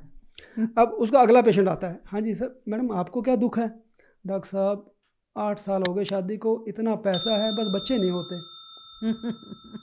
अब सोच के देखो, जिसके बच्चे नहीं होते उसका दुख तो सच्चा है, लेकिन तेरे बच्चे जो हैं वो पढ़ नहीं रहे और तेरे को दुखी करते हैं, वो दुख नहीं है। सर वो पढ़ नहीं रहे, वो उतने नंबर नहीं ला रहे जो कि वो आईटी में उसकी एडमिशन हो सके। और तो मैं यहाँ कहना क्या चाह रहा हूँ, आपको ऐसा लग रहा है कि आपका दुख बड़ा है, सच में आपका दुख बड़ा नहीं है। आपका ये समझना बहुत जरूरी है। कंपैरिजन, हाँ, आज की तारीख में ये कंपैरिजन, आप कंपैरिजन किससे करते हो? आपके 3-4-5 रिश्तेदार, 4-5 आपके दोस्त हैं, आपकी जो नॉलेज है वो सिर्फ 10 लोगों के बीच में है, आप उनसे कंपेयर कर रहे हो। मेरे से पूछो, मैं रोज 50 डिफरेंट लोगों का दुख सुनता हूँ। सही कह रहे हो सर, मेरे को पता है कि सच में दुख क्या होता है। बिल्कुल ठीक कह रहे हैं सर। तो हम लोग जब डिफरेंट लोगों से मिलते हैं तो हमें पता चलता है कि अरे ये दुख क्या, कई लोग तो सच में बहुत ही दुखी हो गए, बहुत। और दिक्कत कहाँ आ रही है कि हर एक आदमी अपने दुख को इतना बड़ा मान रहा है, और दुख इतना बड़ा होने की वजह से स्ट्रेस हार्मोन उसके बढ़ रहे हैं। स्ट्रेस हार्मोन बढ़ने से जो मैंने चीज़ें पहले बताई, डिजीज़ को हम खुद ही ट्रिगर कर रहे हैं अपने छोटे से दुख के साथ, उसको सच मान के, जो कि सच नहीं है। तो तभी हम बोलते हैं कि आपको भगवान ने जो दिया है आप उसका बहुत शुक्र करो। और एक लाइन कई बार मैं क्या कहना चाहता हूँ, मेरे पास इतने पेशेंट्स हम देखते हैं, मैम आज क्या हो गया, इसका लिवर फेलर है, इसके किडनी में नुक्स आ गया, इसकी ये रिपोर्ट ख़राब आ गई, इसकी कैंसर की रिपोर्ट आ गई, इसकी टीबी की रिपोर्ट आ गई। 80 मेरे पास 300 ब्लड टेस्ट की रिपोर्ट्स पर डे हमारे कायाकल्प पर आती हैं, जो पेशेंट्स हमारे साथ अंदर ट्रीटमेंट होते हैं जिनकी रिपोर्ट्स भेजते हैं। और हमारे सारे डॉक्टर देख रहे होते हैं, उसमें से अगर 300 रिपोर्ट्स आई तो 25-30 रिपोर्ट्स ऐसी होती हैं जिसमें ओहो इसकी तो किडनी ख़राब है, ओहो इसका तो लिवर ख़राब है।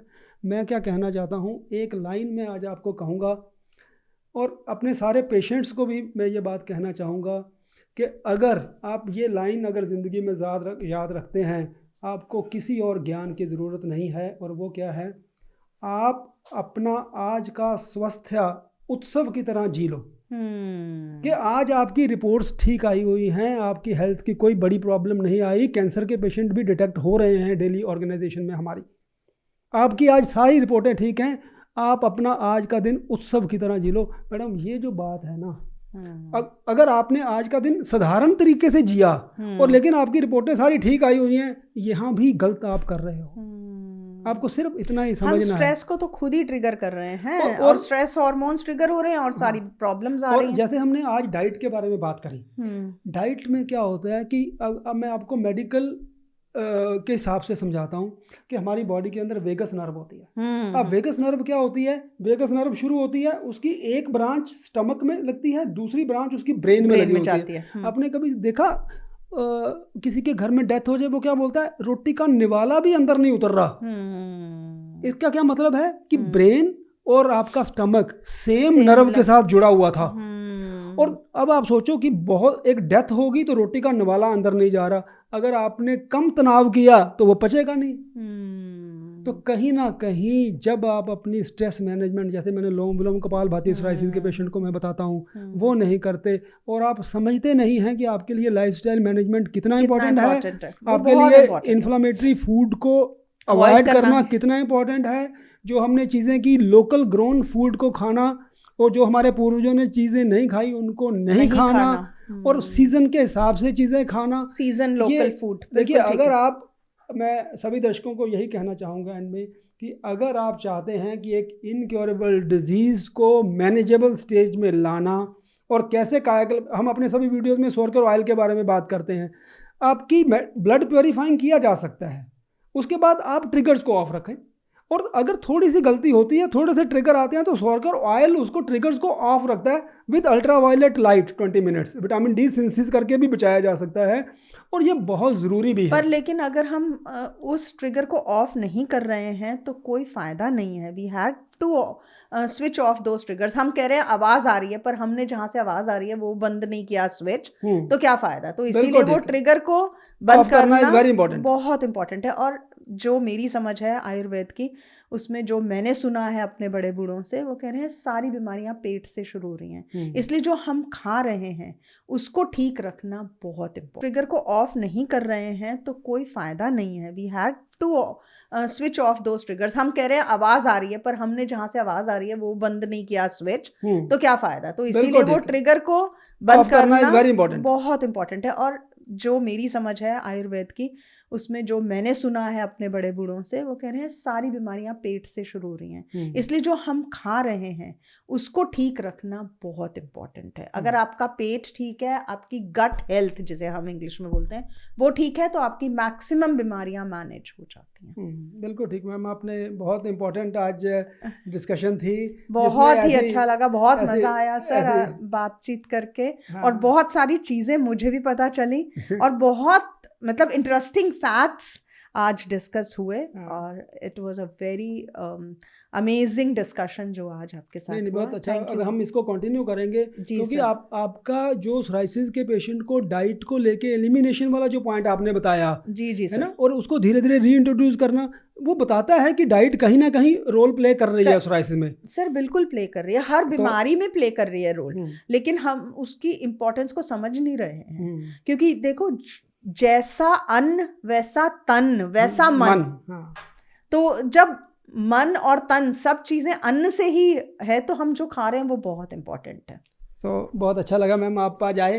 हम कोशिश you very much, करेंगे sir. कि इसी तरह की इंटरेक्शंस जो है बिल्कुल हम जरूर और सर। आयुर्वेद और मॉडर्न एंगल से डाइट के ऊपर हम और इंटरेक्शन करेंगे। Definitely, और sir. वीडियोस और लोगों अपने दर्शकों के लिए और पॉडकास्ट हम तैयार करा करेंगे, ताकि सोराइसिस के पेशेंट को मैं बार बार यही कहना चाहता हूँ कि आप जहाँ से अपनी नॉलेज लेते हैं उस चीज़ को आप रीचेक करें कि आपको जो इन्फॉर्मेशन मिल रही है वो ऑथेंटिक मिल रही है कि नहीं मिल रही। आपको पता, एक नेशनल सोराइसिस फाउंडेशन है। सोराइसिस के पेशेंट के बारे में अगर मेरे को कोई इन्फॉर्मेशन चाहिए हो, मैं कहाँ से लेता हूँ? National psoriasis foundation. कौन सी? 50,000 मेंबर उसके, अमेरिका की ऑर्गेनाइजेशन है, उसमें ऑथेंटिक बात हो रही होती है। तो वहाँ आपको हैरानी होगी कि आज से 20 साल पहले हमने अमेरिका में ट्रीटमेंट शुरू करा लोगों का करना, तो वहाँ पर उन्होंने क्या कर रखा कि वहाँ सब लोग इकट्ठे हैं। वहाँ पर सब लोग, अगर कोई फ्रॉड डॉक्टर उनका ट्रीटमेंट करता है, वो ज्वाइंट इकट्ठे होके उसको वहाँ से निकाल देते हैं। और उन्होंने इंटरनेट के ऊपर क्या बना रखा है? Hall of fame. फेम का मतलब प्रसिद्धि, हॉल ऑफ शेम मतलब शर्म आनी चाहिए। हाँ। तो hall of fame, hall of shame. अगर कोई भी अमेरिका में डॉक्टर अगर जाए, और जैसे हमारे यहाँ पर हम क्या देखते हैं कि सोराइसिस जड़ से काट दूंगा, 2 महीने में जड़ से काट दूंगा, ऐसे डॉक्टर भरे पड़े हैं। आप अमेरिका में जाएं और वहाँ पर आप जाके ये बोलें, 10 पेशेंट तो आपसे दवाई खा सकते हैं, उसी वक्त इंटरनेट पे हॉल ऑफ शेम में डाल देंगे आपको वो, कि ये हॉल ऑफ शेम है। और जिसने इलाज करवाना होता है पहले वो चेक करता है कि क्या ये डॉक्टर हॉल ऑफ शेम में तो नहीं है, तब जाके इलाज कराता है। और आपको हैरानी की बात मैं बताता हूँ, आज से 20 साल पहले हॉल ऑफ फेम में डॉक्टर धवन का नाम अमेरिका में लिखा हुआ था, क्योंकि जब मैंने वहाँ पर 100 पेशेंट को ट्रीट किया और सारे पेशेंट की जब एफिकेसी वहाँ आ रही थी, तो उन्होंने मेरा नाम, उन्होंने कहा कि हम जिस डिजीज़ को इनक्योरेबल मान रहे थे, ऐसा कुछ जरूर और है। और वहाँ पर और बात, वहाँ पहले जब वो स्टार्ट हुआ तो सबसे पहले आने लगा कहीं ऐसा तो नहीं है डॉक्टर की धवन की दवाइयों में स्टीरॉयड तो नहीं है। तो फिर मेरे को यहाँ पर अपनी ड्रग्स की क्लिनिकल स्टडीज़ करवा के उन लोगों को भेजनी पड़ी यहाँ तक। और एक एक कैप्सूल की आप लेते हैं, सोरकैप्स, सोरकाम और अमीनोकाया जो आप लेते हैं, इनकी हमने क्लिनिकल स्टडीज़ कराई और अपनी लैब में टेस्ट कराया। ड्रग्स को, सोरकर ऑयल को, ऑइंटमेंट्स को लैब में टेस्टिंग हुई, उसकी रिपोर्ट हमने उन लोगों को भेजी। फिर उन लोगों ने, और अभी भी मेरे को याद है कि इमीडिएट रिजल्ट के नाम पे वहाँ पर लोग जो हैं, जो ठीक होते हैं, वो अपनी बात लोगों को भी बताते हैं। वहाँ इमीडिएट रिजल्ट्स, क्योंकि वो एलोपैथी की बहुत सारी दवाइयाँ खा रहा था, उसने इंटरनेट के ऊपर एक थ्रेड चालू किया, एक यूएसए की पेशेंट ने, इमीडिएट रिजल्ट्स, और अपनी फ़ोटो डाली कि कैसे मैं पहले इतनी ख़राब थी और 1 महीने के सोरकर ऑयल से मेरे को ये रिज़ल्ट मिला। और उस थ्रेड के नीचे हज़ारों लोगों ने अपने व्यूज़ लिखने शुरू करे, उनमें से लोगों ने ट्रीटमेंट शुरू करा। तो कैसे आयुर्वेद को अब अपनाया जा सकता है, कैसे आयुर्वेद की सिंपल जो चीज़ें हैं, जैसे मैंने बताया आपको, सोरकर ऑयल के साथ सन एक्सपोजर लगाना कोई एक्सपेंस नहीं है, सिंपल रेमेडी से इनक्योरेबल डिजीज़। और जैसे आज मैडम से हमने डिस्कस किया, हम इन्फ्लेमेटरी फूड को, ट्रिगर को जो है उसको बंद करके रखेंगे, और साथ में छोटी छोटी चीज़ों की आयुर्वेद की जो इंटीग्रेटेड ट्रीटमेंट कायाकल्प पे हम करते हैं, उसको जैसे इंटीग्रेट करते हैं, डिफ़िकल्ट टू ट्रीट डिजीज़ को भी ठीक किया जा सकता है। नमस्कार।